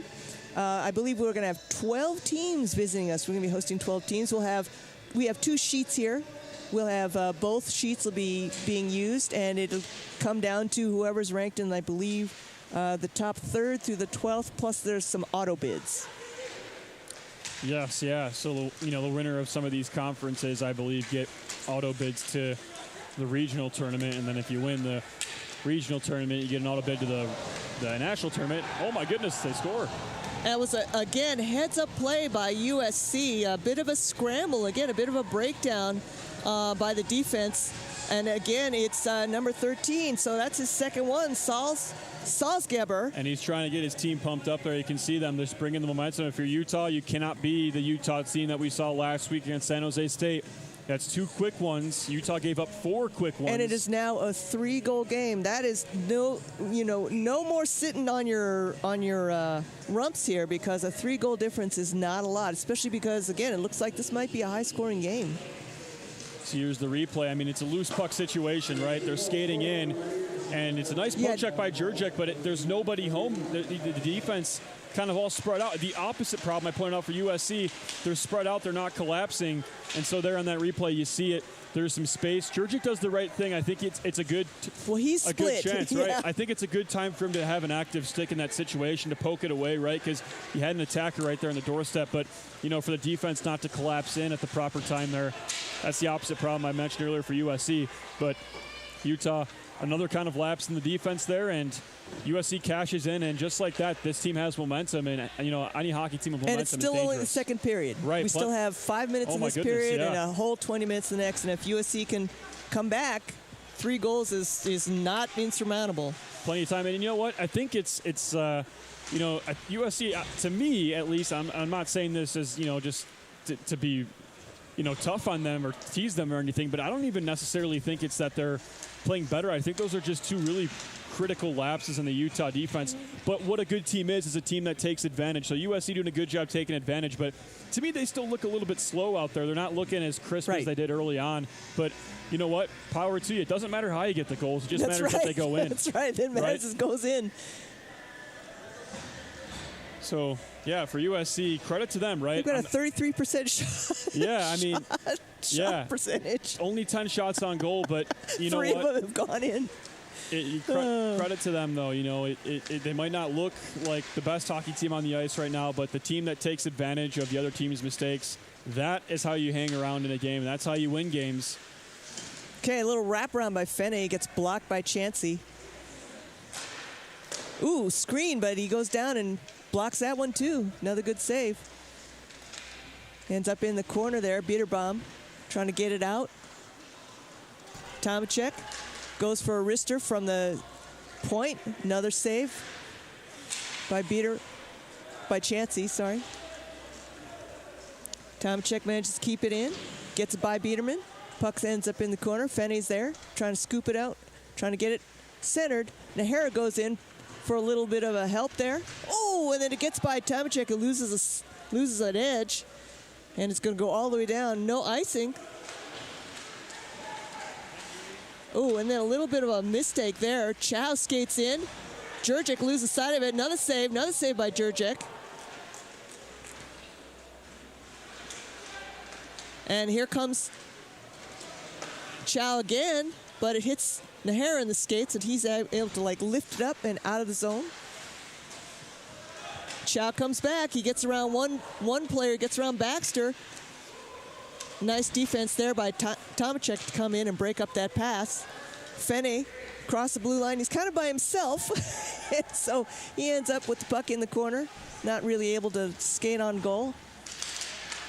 He gets it out to Worth. Worth is going to try a little wraparound, no doubt. He's got Furlong on the far point. Oh, he's got Monaco from the high slot. Nice save by Chansey. Another nice save. Fene was right there trying to slap that thing in there, and Chansey was hugging that post and denying that goal opportunity. So we're going to have a face-off in the USC zone. We've got 3 minutes, 22 seconds left. Utah leads 6-3.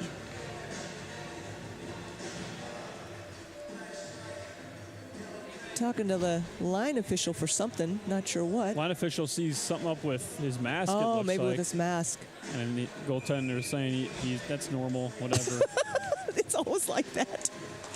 Worth with a quick one right off the face-off. It goes high. Monaco keeps it in. Oh, no, he wasn't able to keep it in, so Utah has to come out and start over.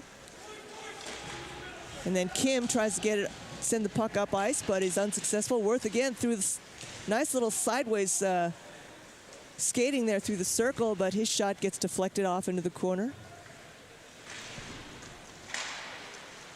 And finally, the puck comes out of the USC zone. Kim is trying to send it forward. He gets hit hard by mud along the boards here. Furlong trying to clear the zone. Finally, Monaco picks it up. He's got some room to skate, so he's going to go for it. He's got support there by Mudd, and then Kurt. Now Kurt's going to skate through the circle. Centering pass gets deflected. Puck is still in the zone, in the USC zone. Finally gets squirted out. Kurt's going to carry it across. Oh, a little bit too quick. Kurt thought he was clear, but apparently not. So we're going to have offsides. 2 minutes, 20 seconds left in the period.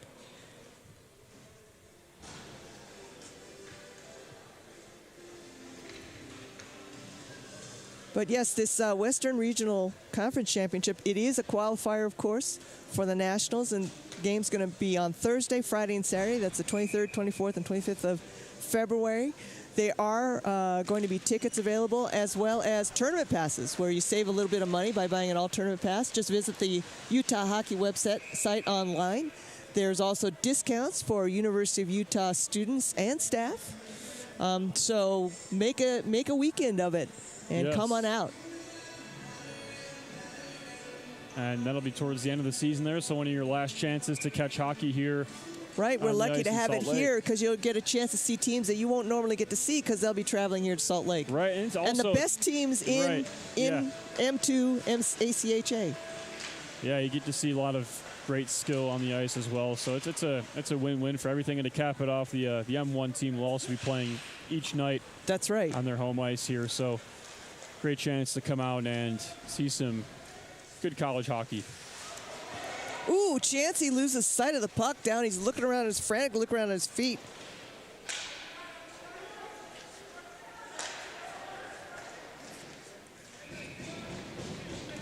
Oh, I was wrong. I don't think the men's one is actually playing that weekend. They're actually going to be down in San Diego State for their end of their season. So I was wrong. M1, they've already played down at San Diego State. Oh, have they? Oh, then maybe They might this be is, in Oregon. This might be an Anita typo. I believe, I thought maybe there's not then. I thought they might have been playing at the end of all that, but I know they have one more road trip left on the season. Yeah, they do go to Oregon. They do go to Oregon in February, but it looks like that might be the week before. I will have to go look at the ACHA website again and figure it out because Anita it's probably an Anita typo. All right, Osola in the neutral zone. Skates it across the blue line. He's 1-on-3. He's got a lot of red jerseys in front of him. One-timer by Tomacek. Nice slapper, but it goes wide. Baxter from the point. He sends it in. Pad save by Chansey. And USC is going to try and mount an attack, but it gets ahead of Kim. And Baxter sends it around the boards. Up to Milik. And ends up all the way behind the USC goal, but icing is waved off. Ooh, big hit against Chow back there behind the net. He actually knocks his cage a little bit loose. It's still attached. Big scramble in front of the USC net, and finally it looks like Chow comes up with it. The other Chow of USC, he skates it across. Oh, he doesn't. He tries to send it across the blue line. Picked up by Kim, who sends it along the boards. And looks like we have an offsides call. So it looks like Chow and Kim got a little bit tangled up there and got in ahead of the puck in the Utah zone. So we're going to have a face-off just outside the Utah zone. 24.7 seconds left in the second period. USC has really kind of turned on the Jets the second half of the second period and really kind of come to life, maybe getting their second wind. Be interesting to see how they come out in the third period. Ooh, big hit in front of the Utah bench. Milik manages to get a shot off to Andy, and Andy tries to do a little fancy skating backhanding, but he gets denied by Chansey. Furlong back out to Monaco. Ooh, centering pass goes wide. Milik tries to send behind the net. And the period ends with Utah leading 6-3 as the two teams go into the locker room. We have one more period left to play. Let's see what kind of breather USC can get for the third period. We will take a short break as well. Yes, and USC, a really good opportunity to come back into this game. I mean, you get two there at the end. And, really, those were huge, right? You're only trailing 3 with 20 minutes. That is enough time, right? And to get those two quick goals to catch Utah kind of on their heels, that's important. We'll see if it means anything, but they do have an opportunity to come back in this game. By no means has Utah won this game. Yeah, no means is USC out of it. All right, folks, we'll be back for the third period. Don't go away.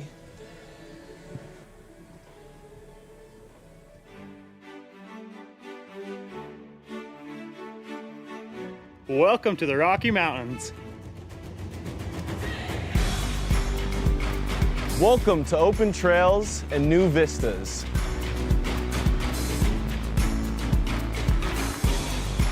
Welcome to stunning Red Rock.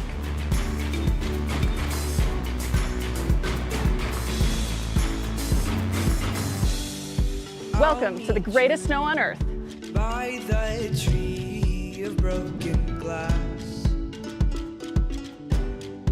where the hope Welcome to game day fun. anything could last. So let's go and take the words that we know. Welcome to Toss the them in party! sea of thoughtful dreams. But if you listen, you can still hear Welcome to Pac-12 Sports. our names, calling out our names. Welcome to world-class research. We'll keep on standing tall. This world is in our hands. So get up and grab your Welcome to the art. top, no trap. We are tough as nails. Come on, this is our land. Welcome to real world experiences. We can go to the bridge that crosses over fear. Welcome to a great education. Love and what it does to those they hold near. So let's run till the water. Welcome to new friends. We can toss our worries far away from our hearts. And if you listen, Welcome to the time of your life. not hear them calling out our names, calling out our Welcome to all you can imagine. Though we might faint and fall, we'll keep on standing tall. This world is in our hands. So get up and grab and walk and see. Those gray clouds look close, but we have come and gone. Welcome to the University of Utah. So get up and grab and walk and see.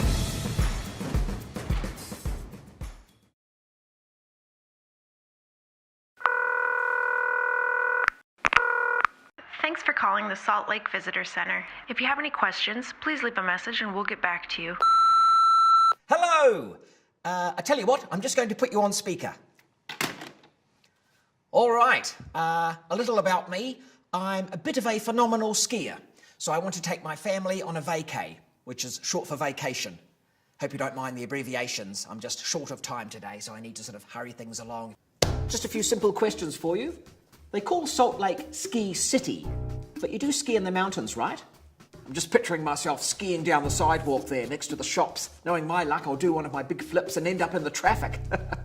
So I don't want that to be the case. Look, I've got to go. You're really keeping me here. Although I will say, I'm going to see your Utah Jazz play a basketball game. And I've heard there's a couple of Australians in the team.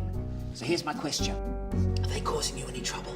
I just had a thought. The average snowfall near Salt Lake is 500 inches. If I was to utilise all of that to build a giant snow person, would that be majestic or a bit scary? Oh, hey, listen, just quietly. I'm a big family guy. You know that, I've told you that. But after a few days with them, I'm going to need a drink. That's legal, right? I hear Utah has the youngest population of any state. So if I was to head down to one of your hot rockin' clubs or a social event, would there be a youth person in there that might be able to explain Snapchat to me? My kids just won't do it. Now, I've heard there's a bit of a Sharks versus Jets rivalry between the skiers and the snowboarders. And if I made that movie, would you watch it? Ooh, when was your last Yeti sighting? Are you getting all this, by the way? I'm assuming you can rewind. The Utah state bird is a California gull. I mean, even you've got to admit that is confusing.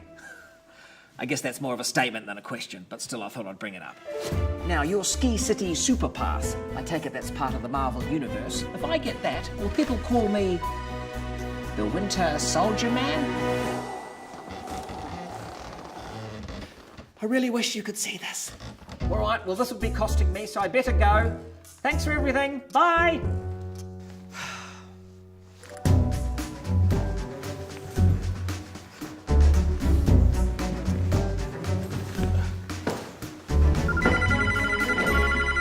Hi, this is Beth from the Salt Lake Visitor Center calling you back to answer your questions. First off, yes, you can absolutely drink here. We'd prefer if you ski in the mountains, and I'm happy to call you Winter Soldier.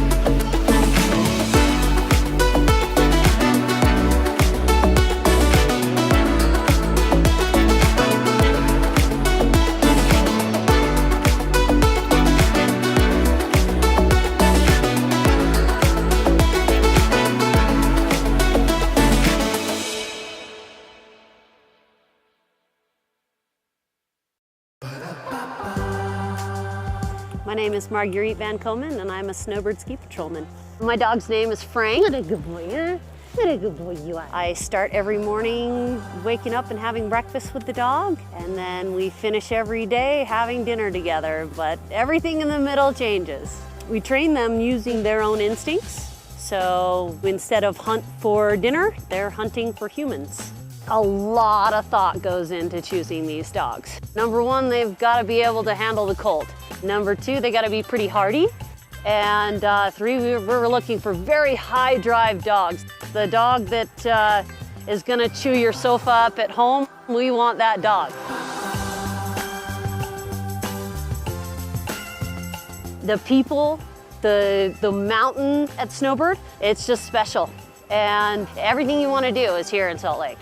Get off the plane, grab your gear from the luggage cart, and within 30 to 45 minutes, you're up here and skiing on snow. You know, Salt Lake is super unique. We have 4 full seasons. So you can come up, ski all morning till the snow gets a little too smushy, and then you go and hit 18 at the golf course at the bottom of the mouth, and then you can go out for a wonderful dinner and see theater. It's amazing how much you can fit into your day. And not only do we have everything that you want to do, but we have great people to do it with.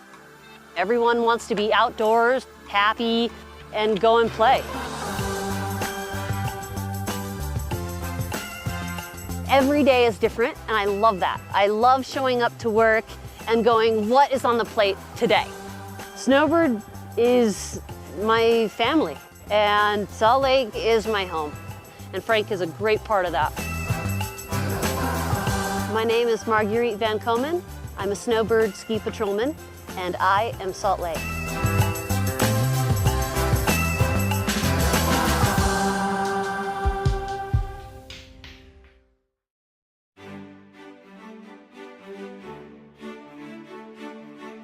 Welcome to the Rocky Mountains. Welcome to open trails and new vistas.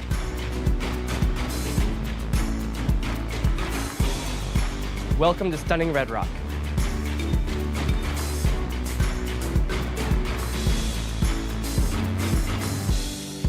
Welcome to the greatest snow on earth. By the tree of broken glass, where the home Welcome to Game Day Fun. anything could last. So let's go and take the words that we know. Welcome to the party! Of thoughtful dreams. But if you listen, you can still hear Welcome to Pac-12 Sports. our names, calling out our names. Welcome to world-class research.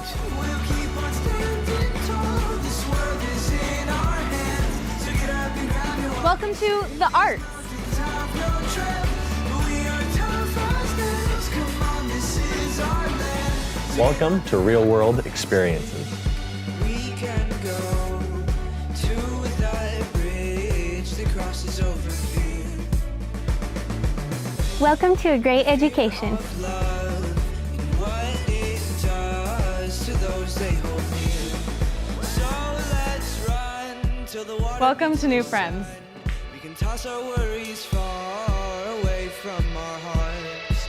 And if you listen, Welcome to the time of your life. not hear them calling out our names, calling out our Welcome to all you can imagine. Though we might faint and fall, we'll keep on standing tall. This world is in our hands. So get up and grab your walk and see. Those gray clouds look close, but we have come and gone. Welcome to the University of Utah. So get up and grab your walk and see.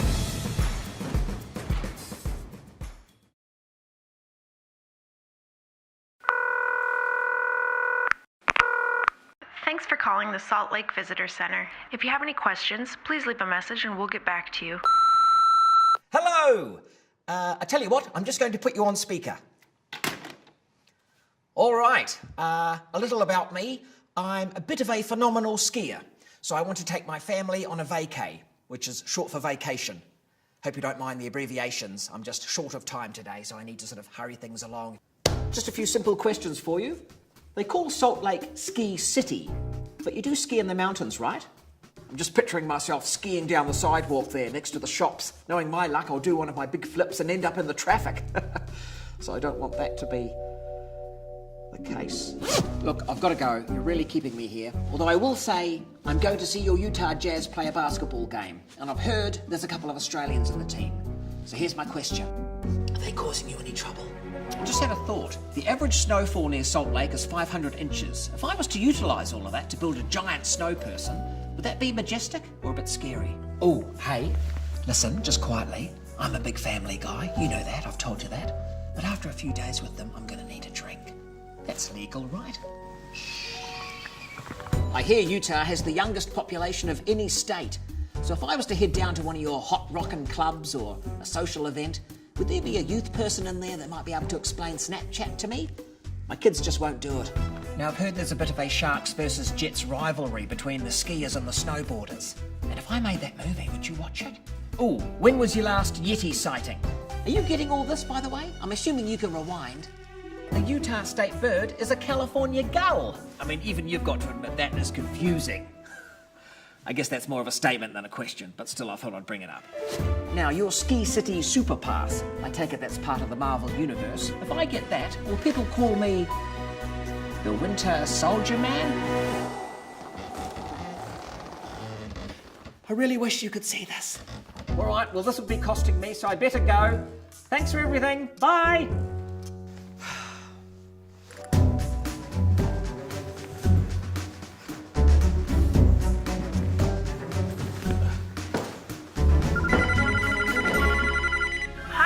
Beth from the Salt Lake Visitor Center calling you back to answer your questions. First off, yes, you can absolutely drink here. We'd prefer if you ski in the mountains, and I'm happy to call you Winter Soldier.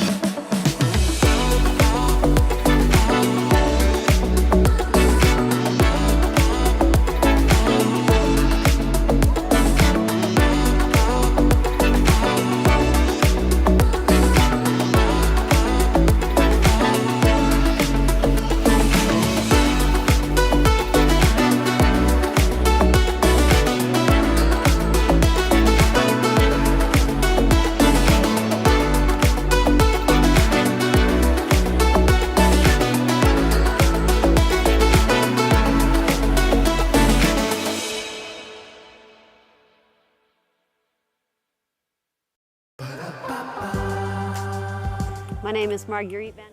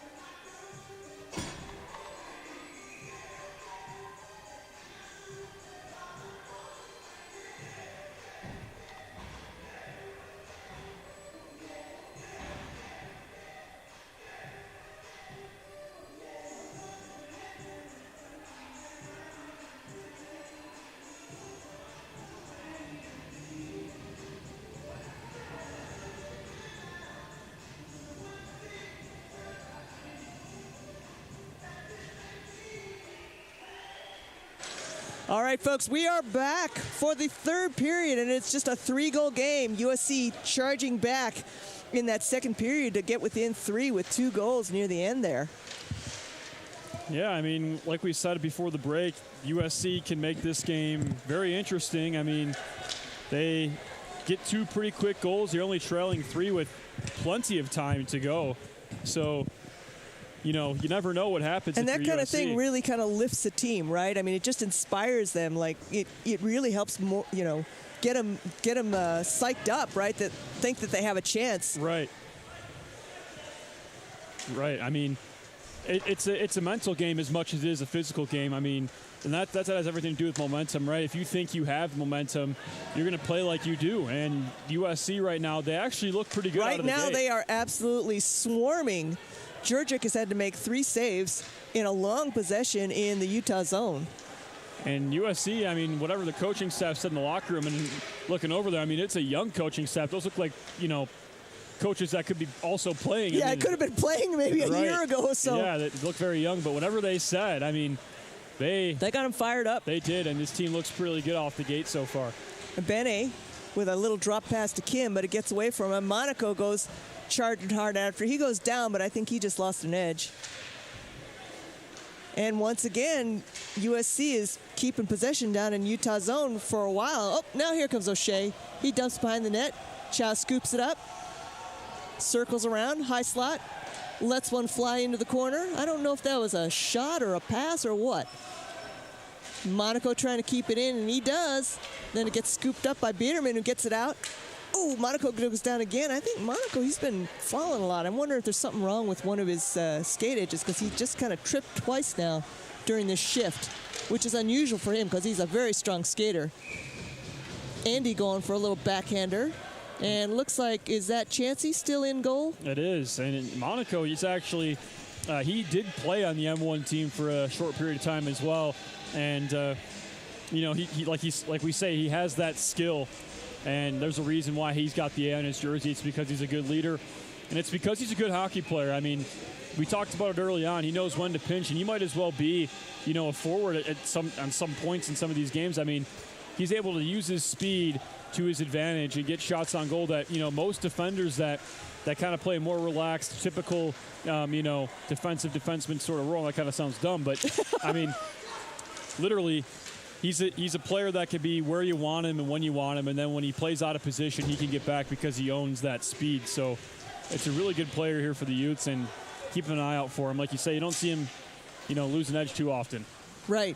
I think the other thing with Monaco and Worth is they're also physically larger players. Yes. And you'll see Worth and Monaco, both of them, they're able to muscle through. Like, they have skating skills, but they're also able to muscle through a defender who's not as strong.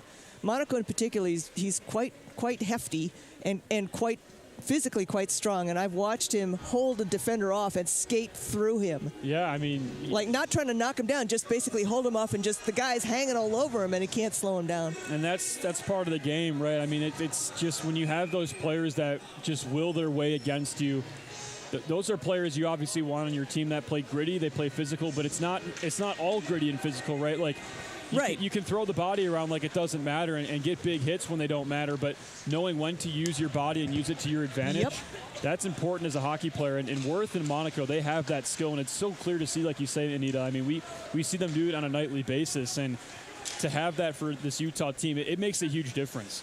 Right, especially at this level where the men's too, their typically players are smaller, like on both sides. Right, like you could tell when Worth is on the ice or when Monaco is on the ice because they are those bigger guys. Same with Milik. You could say the same thing about him. These are guys that are bigger guys who have the size advantage, but they know how to use their body to their advantage. You have guys who are big and who can hit guys like it doesn't matter and just apply the body just to do it. But you know what? These are guys that know when to play the body and do it effectively.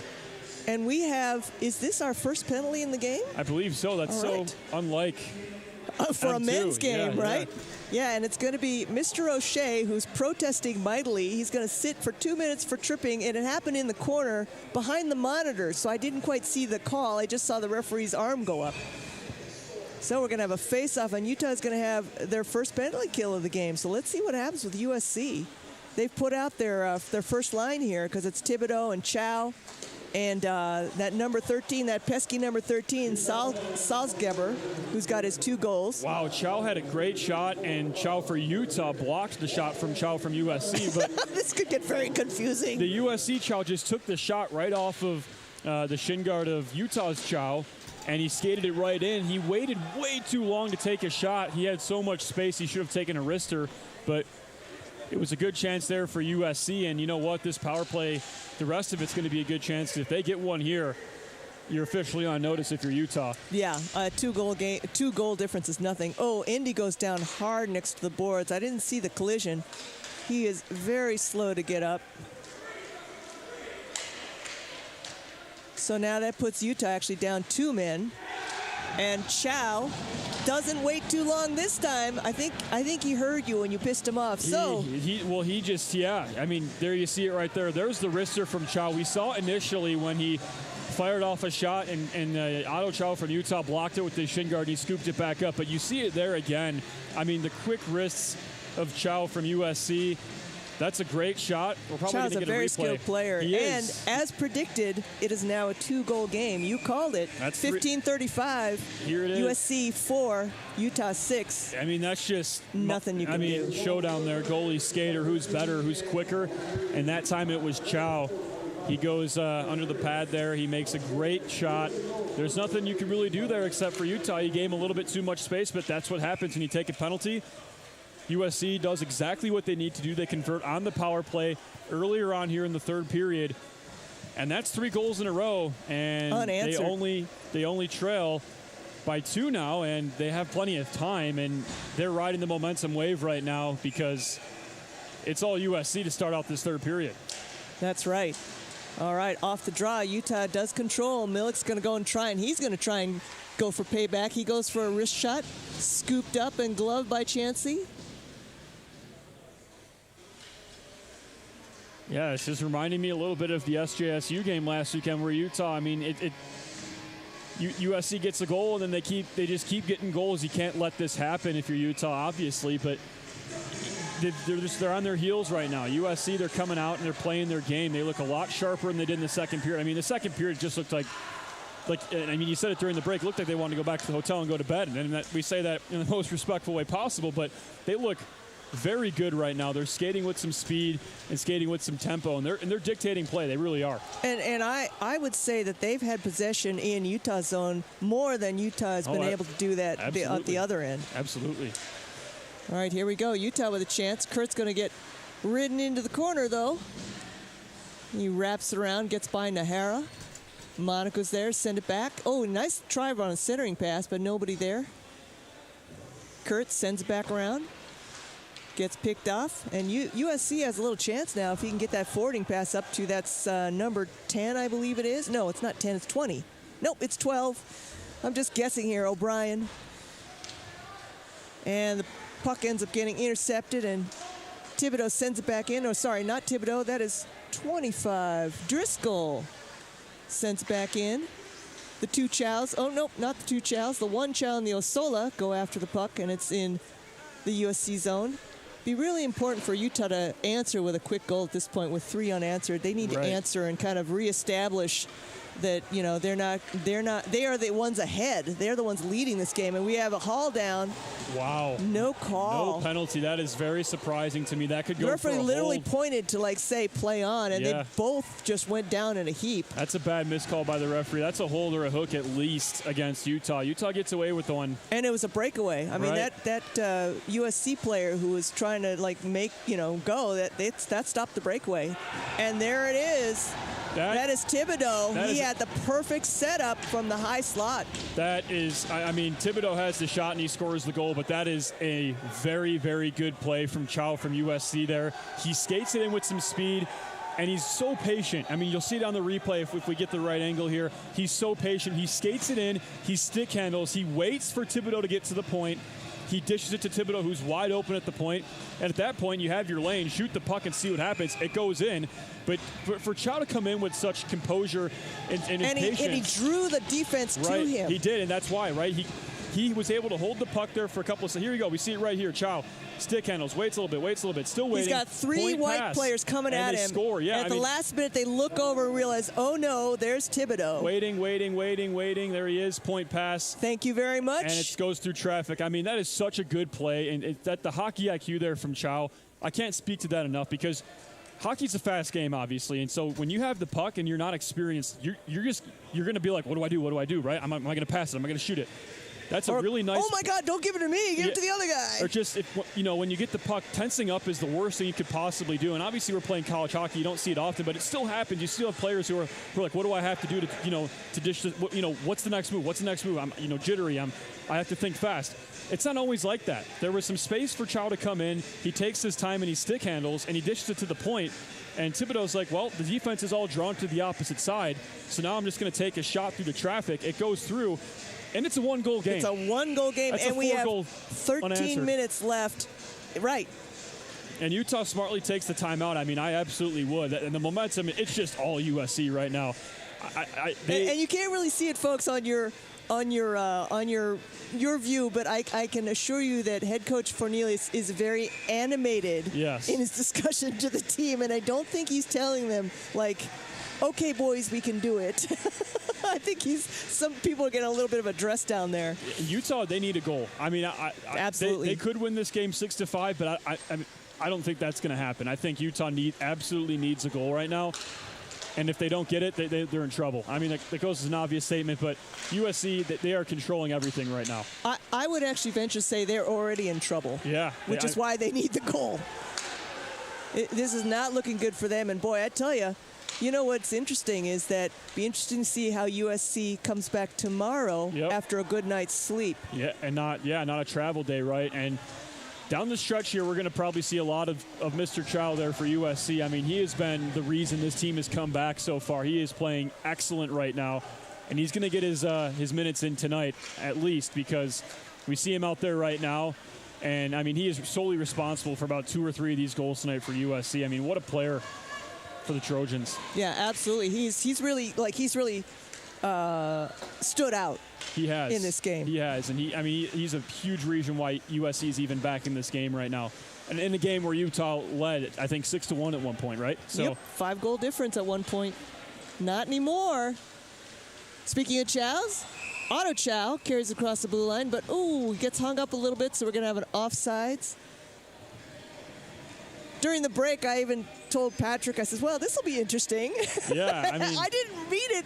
I didn't mean it to be like a foreshadowing. I just thought, well, this will be interesting because we had already seen the momentum, the tide slowly turning a little with those last 2 goals at the period. I didn't expect it to be this interesting.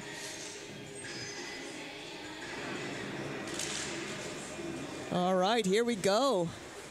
USC controls off the draw. Oh, and then Thibodeau loses the handle on the puck. Milik sends it back in to the USC zone. It's going to get scooped up there in the corner.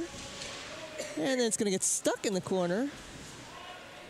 And finally, who comes out with it? Monaco. He goes for a shot from the point, but it bounces off Chow's leg and ends up getting deflected off to the side. And then another deflection. Milik picks that up. He's got Andy. He goes for the sending pass to Andy. Andy knows what to do with that. That's what Utah needed. That's a big goal for Utah right there. That really is. I mean, Andy waiting there at the goal line. That's a really smart play by them. And you can see it happening kind of from the outside coming in. You know Utah was going there. And for Andy to be positioned right there on the doorstep right there by the goal line, he cashes in. And that's a big one for Utah. They reclaim a 2-goal lead, and they finally are able to answer the surge that has been the Trojans this third period. And great setup by 2 of the heads-up hockey IQ players on the team, Milik and Andy. Andy played here last year, and for a young player, he's also very calm, very composed, and seems to always know where everything is on the ice, as you can see there on the replay. He just scoops it up, and tucks it to the back of the net. And yeah, Milik gives it a little head nod, says that's the way we do it.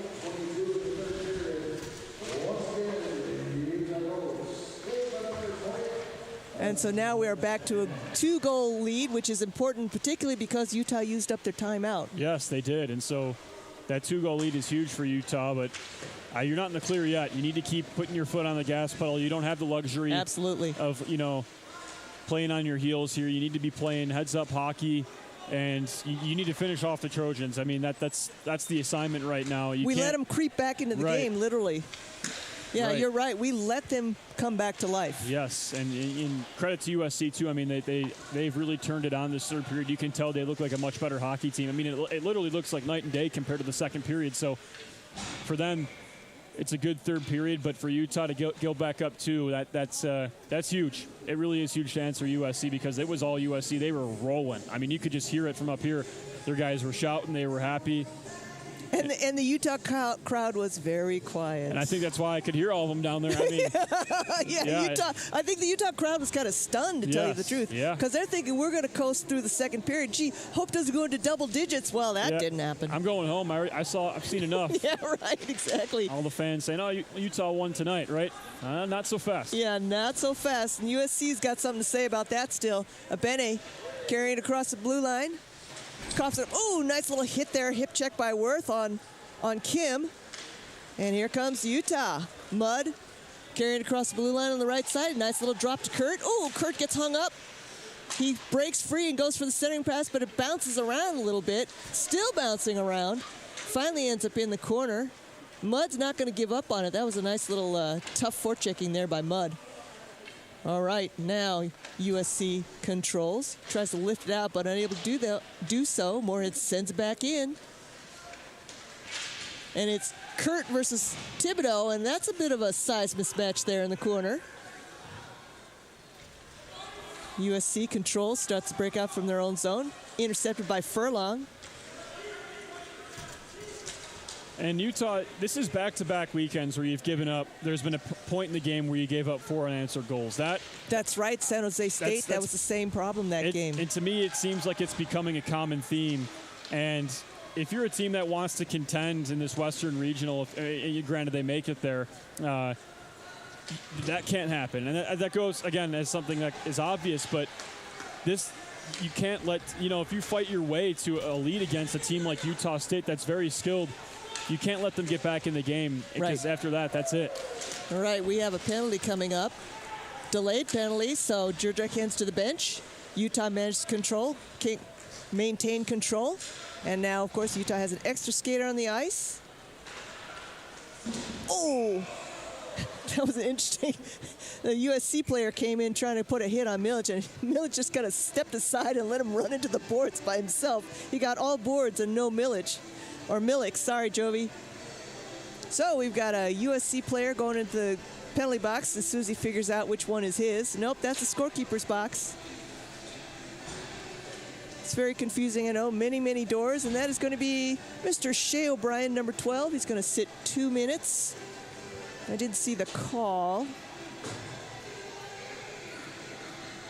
All right, so we're going to have power play opportunity for Utah. This would be a great chance to get another insurance goal. We still got 8 minutes, 51 seconds left in the game.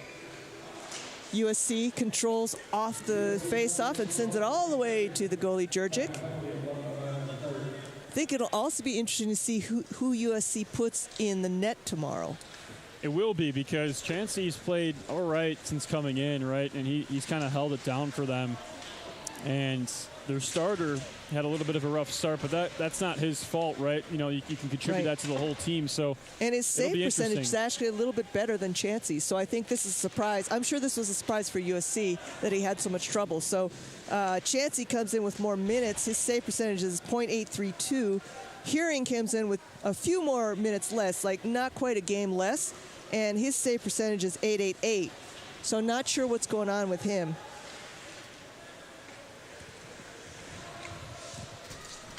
And the puck ends up going all the way to the other end, of course. 1 minute, 8 seconds left in the Utah power play. Picked up by USC of Chow. And he gets a little bit of a breakaway. He gets around one skater. He goes for the shot, one on three, and he still gets a shot off. And so Jurek has to make a glove save. 54 seconds left in the power play for Utah. They're going to have a face-off to the left of Jurek in the Utah zone. Yeah, it is that was kind of a wow, right? You know who that reminded me of? That looked like a Che Landekuzik. Yeah, I mean, he's 8 in red. Chris Chow, he's got to be the player of the game for USC by far. I mean, he is just he's dancing around Utah players, and he's just has such skill that, you know, is the reason why this game is even close right now, like I mentioned it before. And you saw it right there. I mean, just stick handling around any potential threat. And USC probably going to see a lot of him, like I said, down the stretch tonight and tomorrow. And I have to say, like, he is one of the few players that didn't look gassed out in that second period. He didn't look like he had dead legs. Yeah, I mean, that's also partly why some players are so valuable to you. Like, not, you know, the player that is the best skill-wise is not always the greatest asset to your team. Being able to have longer shifts is also important. The players that are properly conditioned are very valuable to your team, especially when you're playing in Salt Lake City. But, you know, having proper conditioning is so important. And Chow is an example of a player who's got the raw skill, but also the conditioning to back up his game. All right, so both teams back to full strength. O'Brien joins the party. Utah unable to capitalize on that power play. So in that second period, Chris Chow was the assist on the second to last goal of the second period. So that would have been goal number 3, correct? And then he scored the goal number 4. He scored goal number 5. So he had 2 goals and assists in this comeback from USC. Yeah, he's the reason why. Yeah, USC. And that assist was just beautiful. I mean, it really was. And there he goes with another shot that gets deflected high. But it was. There's a reason why an assist is worth as much as a goal in hockey. I always like that about it. And it's, you know what, that assist, I mean, could be better than both of his goals combined because, like I said, that patience, the skill, and just to find that man at the point for USC, Thibodeau, that was just impressive. One-timer by Baxter. And it was a rebound, and I think Chancey was saying he had it, but it still went in the goal, so I'm not sure what he's complaining about. Well, Chancey wants a high stick, and it was below the crossbar, and he's not too happy about it. You better be careful. You can't shed gear like that. Yeah, I think we're going to get we'll probably get a replay, and I think it's below the bar just a little bit, maybe by a couple inches, but to me, it wasn't more than 4 feet off the ground. It looked like it was just underneath the cross. If it's above the crossbar, that's when the goal is disallowed. That's what Chancey's calling for. He wants the goal to be waved off because the puck was batted out of the air above the crossbar, but I think it was underneath the crossbar. They're not, obviously they can't review it, but if we get a replay, I think you'll see that puck was well below the crossbar. Yeah, and we're not really having the referees going for any conferences, so that goal's going to stand, and Utah does get that. Oh, here we go. Yeah, here it is. So yeah, that's a little. Yeah, that's underneath the crossbar. Oh, that was underneath the crossbar. I mean, but we haven't even. I didn't even see the high stick. How impressive! Oh, there that it was. is. Okay. Yeah. Wow, that was amazing. Good job, Hill. Yeah, that was really impressive. You could see him somewhere. It's like, you know, that's a pretty neat move when you can deflect a puck in the air that's not just kind of flipping. Yeah, he was just going to whack at it no matter what, but he made good contact with it and right place at the right time. And if he hadn't have touched it, it probably would have hit the crossbar and up instead of the crossbar and down. He really did make that happen. It was a nice play there by Hill to bat the puck out of the air and. Whoa! Big pile up in the corner. Yeah, just barely below the crossbar. It was close, but I think it was below, and that's why we have a goal for Utah. And that's a big one. They go back up 3. Yep, absolutely. That was a big one. All right, nice save there by Chancey. He's going to hang on to that one. That kind of like livened up. And now the Utah bench is livened up again, as they should. Thank you for waking up, boys. Yeah, you know, if you do have the opportunity to review the goal, I think it's a good call by Chancey. I mean, any goaltender is going to say that was above the crossbar, and I think if you could actually challenge and review goals, it was worth a look at. But you know, in a game where they're not going to reverse the call, you know, going to the referees like that and asking for the call, they're never going to change their mind. Well, and to your point, it wasn't unreasonable for him to ask for that. No, he wasn't just showboating or like complaining because I got beat. It was like, if I'm the goaltender, I would have absolutely done the same thing he did. But you know, in his shoes, you wish you can challenge it and take a further look at it. On our replays, it looked like it was below, but you could have made a case for, you know, to at least take a look at it if you had a video review system.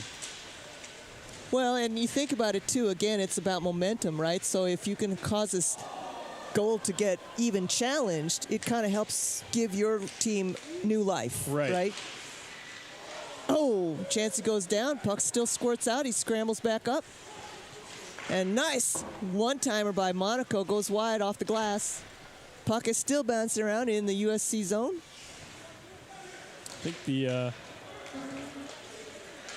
think those of you following the live stats were missing a goal on the live stats. I think that we entered the third period with the score saying 6-2, but it was 6-3. Yeah, it should be. There should be a 5 up there. Yes. With the scoreboard we have here in the rink, it says 8-5, and I didn't notice that till you mentioned it, Patrick. So it should be 5-8, Utah ahead.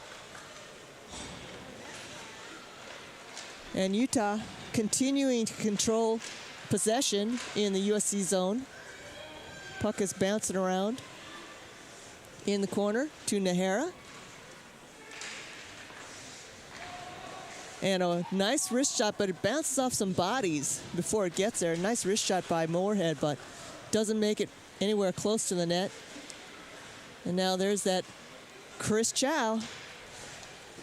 He sends it up. Moorhead's going to have to go chase it into the corner. I don't think they'll be pulling goalies for this game, do you, with a 3-goal lead? If USC gets one more. Ooh, we have a penalty coming up.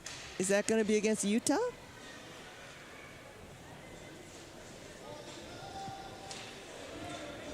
Yep, it is, and it's going to be against Max Fene. I don't recognize that hand signal. You're going to have to help interpret for me, Patrick. It might have been a boarding call. I can't quite. Or holding. Oh, holding. Okay. See, the way he hit his forearms, it kind of looked like a boarding call. And I said, he wasn't anywhere near the boards. All right. So we have a holding call on Max Fene. 2 minutes.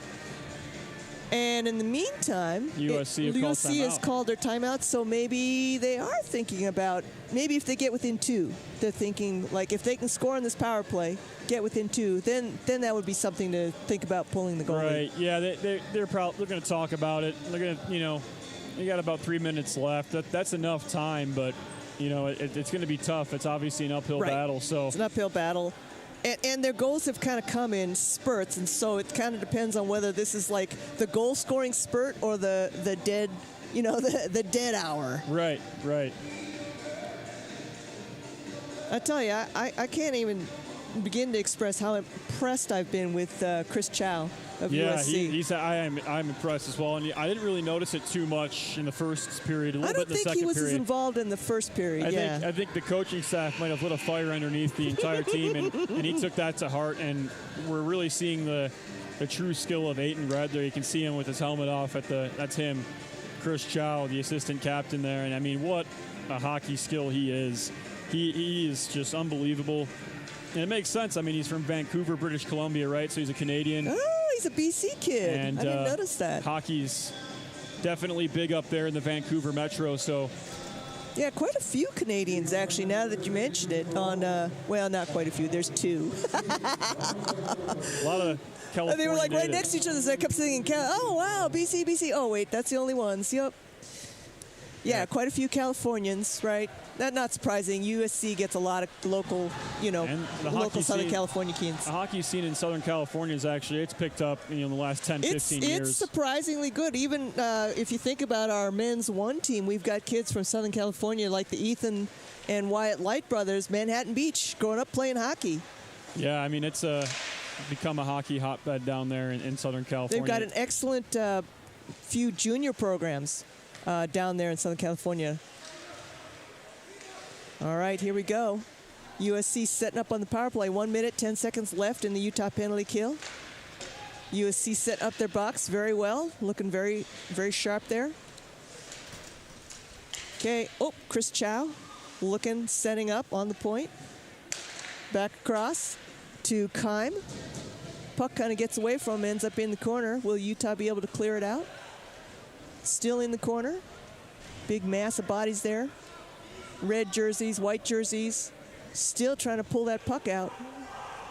Finally, it's Thibodeau. Sends a centering pass. Oh, and it gets by Chow. That was a good opportunity for USC, but not to be. 31 seconds left in the penalty kill for Utah. Chow skating up through the neutral zone. Across the blue line. He goes ahead and lets one rip. It gets deflected off and ends up bouncing up off the ice. Not long. Tulloch was trying to dig it out. Centering pass to Thibodeau, but he's unable to handle it. Then O'Shea chips it up to to Andy, and it's going to be a race. Andy's like lost sight of it. It's too bad both players didn't realize the puck was right down by their feet. That was Keim and Andy. And now USC retains control. Oh, nice little poke there by Hill. He almost gets it loose. Tulloch, Hill fighting for it. Tulloch comes up with it, and it gets scooped up and sent forward to number 20. That's Pats. But he doesn't really have any help, so Utah recovers, and that's it. Both teams back to full strength. Hill gets ridden off. He sends it around back. A nice little centering pass there by Milik. We got 1 minute left, just under 1 minute left in this game. Backhander by Milik, bounces up high off the glass. Ooh, nice hit there in the zone. And now Monaco sends it in deep.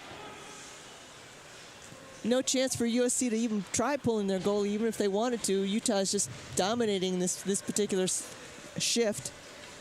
All right, here we go. And one more chance by Pats. He crosses across the blue line. However, he does not have a whole lot of help. Now it gets scooped up. And Utah recovers. Milik, he's looking. He's got Hill if he wants some help. Hill's going to have to go chase it in the corner. Being pursued by O'Brien. And Utah has maybe one more chance. A one-timer. Nice one-timer by Furlong. Nice blocker save by Chancey. He's scrambling around. One more wrist shot. Another nice save by Chancey. He actually does it without his stick. But he does save the goal from going in. The final score on the horn, when the horn sounds, it's going to be Utah 8, USC 5. And very nice recovery by USC, but just not quite enough to come back. And Utah, after having kind of let them get back into the game, did come back and kind of put the seal on there to ensure the outcome. Right, and they weren't able to do that last week. So good credit to Utah for being able to seal it off. And you know what, losing to USC, who's ranked way down there at 33, would be really bad for your rankings going into the playoffs. So for them to finish this out, it's not a huge win, but it's a good preventable loss. And Utah coming back and sealing the deal, it won't really hurt them, but that's kind of where you're at right now. It's not, being USC, it's a great win, but because their rank is so low, it won't do much for your ranking. But if you lose to a team that's much below you, it would really hurt you. So them being able to seal it, it prevents what could have been a pretty bad fall. So good win for Utah to wrap it up. Same two teams tomorrow, and it'll be interesting because USC fought their way back into this one. We'll see how tomorrow's is if it's even from the get-go. And don't forget, folks, we have the featured event for this evening. It's going to be University of Central Oklahoma. Last year's runner-up, I believe, at the national championships, coming to town to take on the Utah Utes men's 1. We'll take a short break, and we'll be back for that game. But don't go away.